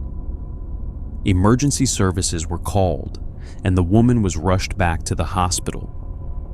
The incident sparked outrage in China, with people questioning how such a mistake could have occurred.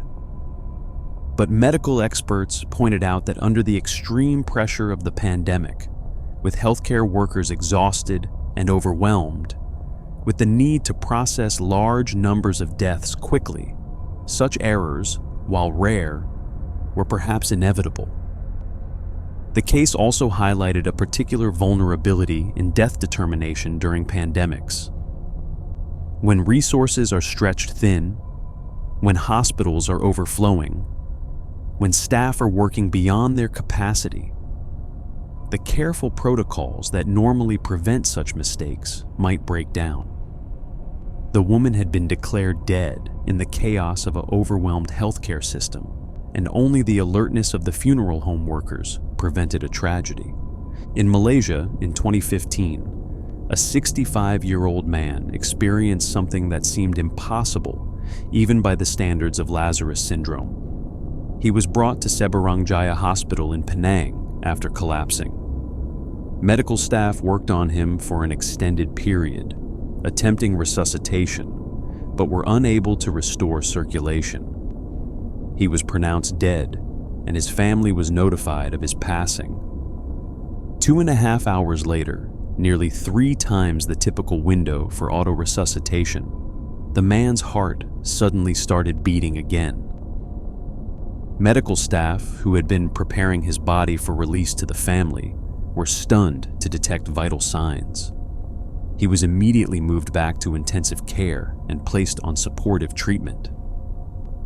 The man survived for 3 more weeks after his initial revival, ultimately dying from complications related to his underlying health conditions. But those 3 weeks represented a significant extension of his life, time he wouldn't have had if he had truly died when initially pronounced. The case was particularly notable for the extraordinarily long delay between death declaration and spontaneous revival, suggesting that our current recommendations for monitoring periods might not be adequate in all cases.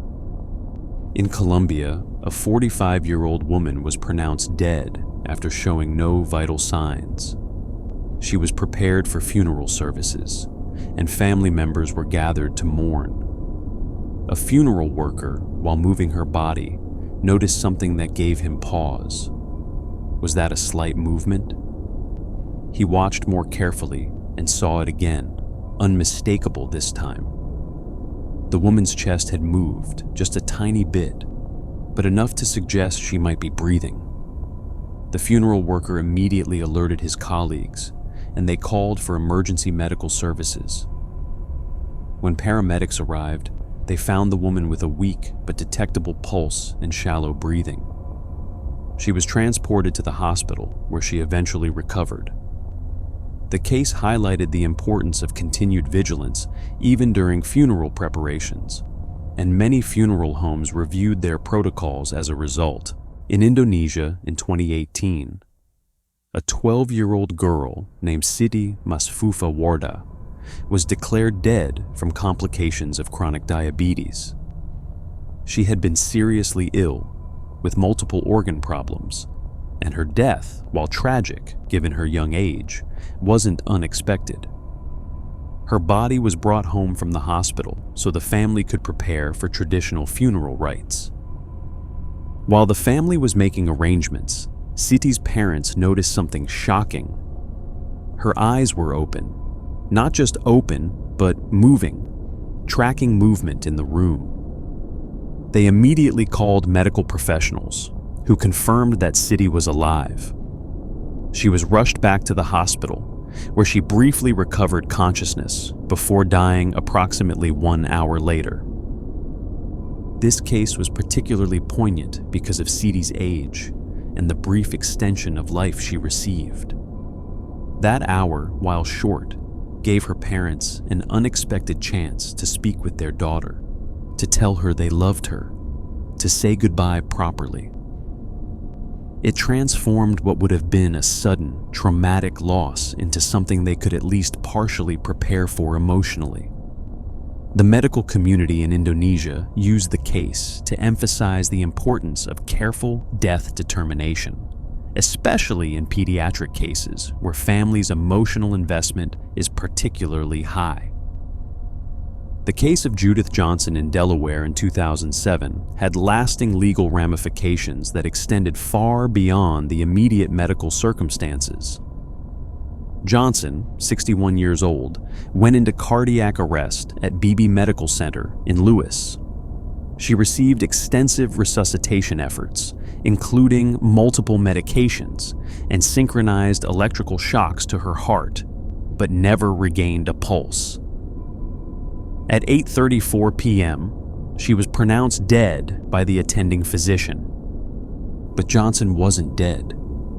Medical staff discovered she was still breathing and still had a heartbeat, though both were weak. She was alive, and she remained alive, though her recovery was complicated by the time her body had spent in a death-like state and by the trauma of the extensive resuscitation efforts. Johnson sued Beebe Medical Center for damages, arguing that the premature declaration of death and the subsequent cessation of care had caused her physical and neurological problems. The case raised complex legal questions about medical liability when someone is mistakenly declared dead but survives. What duty of care do medical professionals owe to someone they genuinely believe is deceased? At what point does the cessation of monitoring and treatment cross from reasonable medical judgment into negligence? The case was eventually settled out of court, but it sent ripples through the medical community. Hospitals reviewed their death determination protocols, added additional checks and redundancies, and extended their monitoring periods. Insurance companies adjusted their policies. Medical schools incorporated the case into their teaching, using it as an example of why continued vigilance is necessary even after death has been declared. In Japan in 2002, a particularly unusual case occurred that highlighted some of the challenges in death determination for patients with disabilities. A 65-year-old prelingually deaf man, who had been deaf since before he learned to speak, was found unconscious in the foster home where he lived. CPR was attempted on scene by home staff, then by emergency medical personnel, and finally in the emergency department of the hospital. The resuscitation efforts were comprehensive, including appropriate medications and defibrillation attempts. After extended efforts, the medical team determined that resuscitation had failed. The man was pronounced dead, and his body was moved to the hospital mortuary to await funeral arrangements. 20 minutes later, a policeman who happened to be in the mortuary for an unrelated matter noticed movement. The man was alive and was immediately moved back to intensive care. The man survived for 4 more days before ultimately dying, but the case raised important questions about communication and death determination in patients with disabilities. The fact that he was deaf and nonverbal meant that he couldn't call out or communicate if he was aware during the time he was declared dead. It highlighted the need for medical staff to be especially careful when determining death in patients who might not be able to express awareness through typical verbal or auditory means. Cases from Africa, while less well documented in medical literature due to limitations in reporting and publication infrastructure, also exist. In several instances, patients in resource-limited settings have revived after being declared dead, often being discovered by family members who were preparing the body for traditional burial rites. These cases are particularly significant because they occur in settings where medical monitoring and death determination might be even less sophisticated than in developed nations, suggesting that the true global incidence of autoresuscitation might be much higher than documented reports suggest. In the United Kingdom, multiple cases have been reported over the years. One particularly notable instance involved a 27-year-old man who collapsed after overdosing on heroin and cocaine. Paramedics administered naloxone, a drug that reverses opioid effects, and he recovered enough to walk to the ambulance. However, during transport, he went into cardiac arrest. Despite immediate CPR, he was pronounced dead shortly after arrival at the hospital. Several minutes after death was declared, medical staff noticed that he had spontaneously regained a pulse. He was resuscitated and eventually recovered, though with some neurological impairment. The case was unusual because it involved drug overdose rather than the cardiac or respiratory causes that are more typical in autoresuscitation cases, suggesting that the phenomenon might occur across a wider range of underlying causes than previously thought. In Australia, a case occurred where a 66-year-old man suffering from a suspected abdominal aneurysm went into cardiac arrest during treatment. He received 17 minutes of continuous chest compressions and multiple defibrillation attempts without any return of spontaneous circulation. Vital signs did not return, and he was declared dead. Resuscitation efforts were terminated, and the medical team prepared to inform the family of his death. 10 minutes after cessation of CPR, the surgeon who had been treating him felt for a pulse one more time, as part of his usual practice before leaving the room. To his astonishment, he detected a pulse. The man's heart had spontaneously restarted. The patient was immediately provided with supportive care. The aneurysm was successfully treated, and he made a complete recovery with no lasting physical or neurological problems. The case became a teaching example in Australian medical schools about the importance of extended monitoring and the reality of autoresuscitation. What's particularly striking about the international cases is how they reflect different healthcare systems, different cultural attitudes toward death, and different procedures for determining and handling death. Yet despite these variations, the phenomenon of autoresuscitation appears to occur at similar rates and in similar circumstances across all these different contexts. This suggests that the mechanism behind autoresuscitation is truly biological, independent of medical practice or cultural factors. though these factors might influence whether cases are recognized and reported. The international nature of autoresuscitation has led to increased cooperation among medical professionals across borders. Researchers from different countries have collaborated on studies, sharing data and insights. International medical conferences now regularly include sessions on death determination and autoresuscitation, bringing together experts from around the world to discuss best practices and new findings. The World Health Organization has taken note of the phenomenon, though it hasn't yet issued specific global guidelines addressing autoresuscitation. However, various national and regional medical authorities have incorporated awareness of the phenomenon into their recommendations for death determination. The European Resuscitation Council, for instance, recommends at least 20 minutes of CPR before termination of resuscitation can be considered, partly to reduce the risk of premature death declaration. What these international cases collectively demonstrate is that autoresuscitation is a global phenomenon that doesn't respect borders or privilege certain populations. It can happen anywhere, to anyone, under a wide variety of circumstances. Each case, regardless of where it occurs, adds to our collective understanding while also reminding us of how much we still don't know.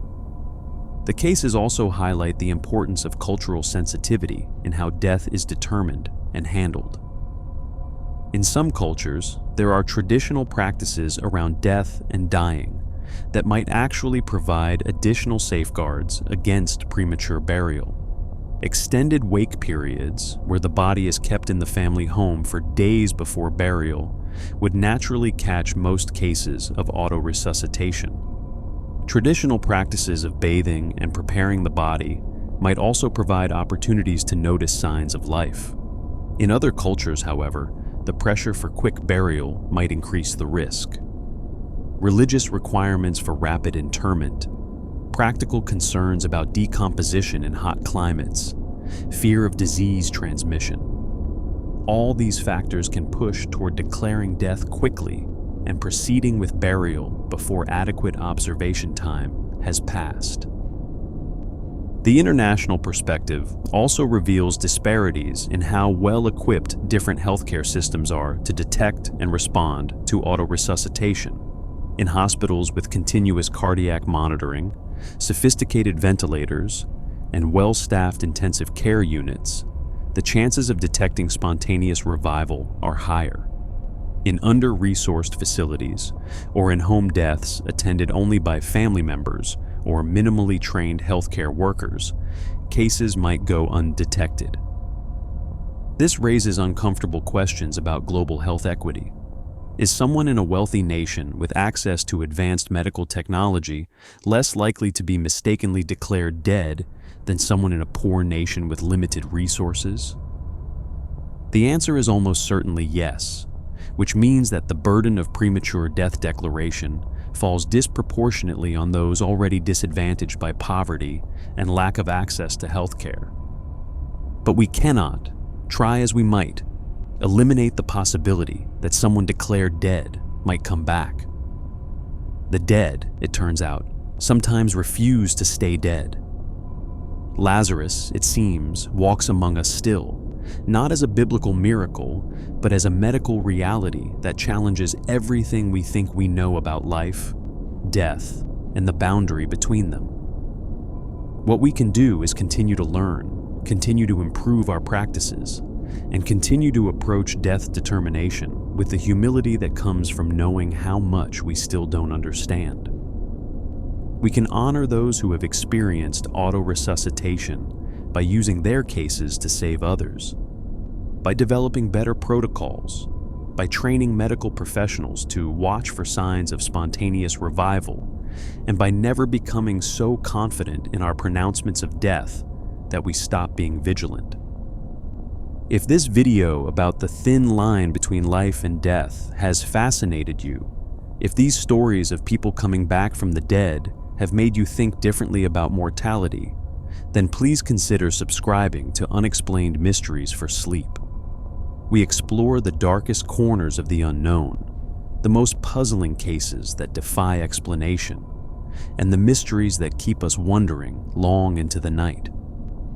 Hit that like button if you enjoyed this exploration of Lazarus Syndrome and premature burial, and let me know in the comments what mystery you'd like to hear about next. Until next time, sleep well, and remember, death might not be as final as we think.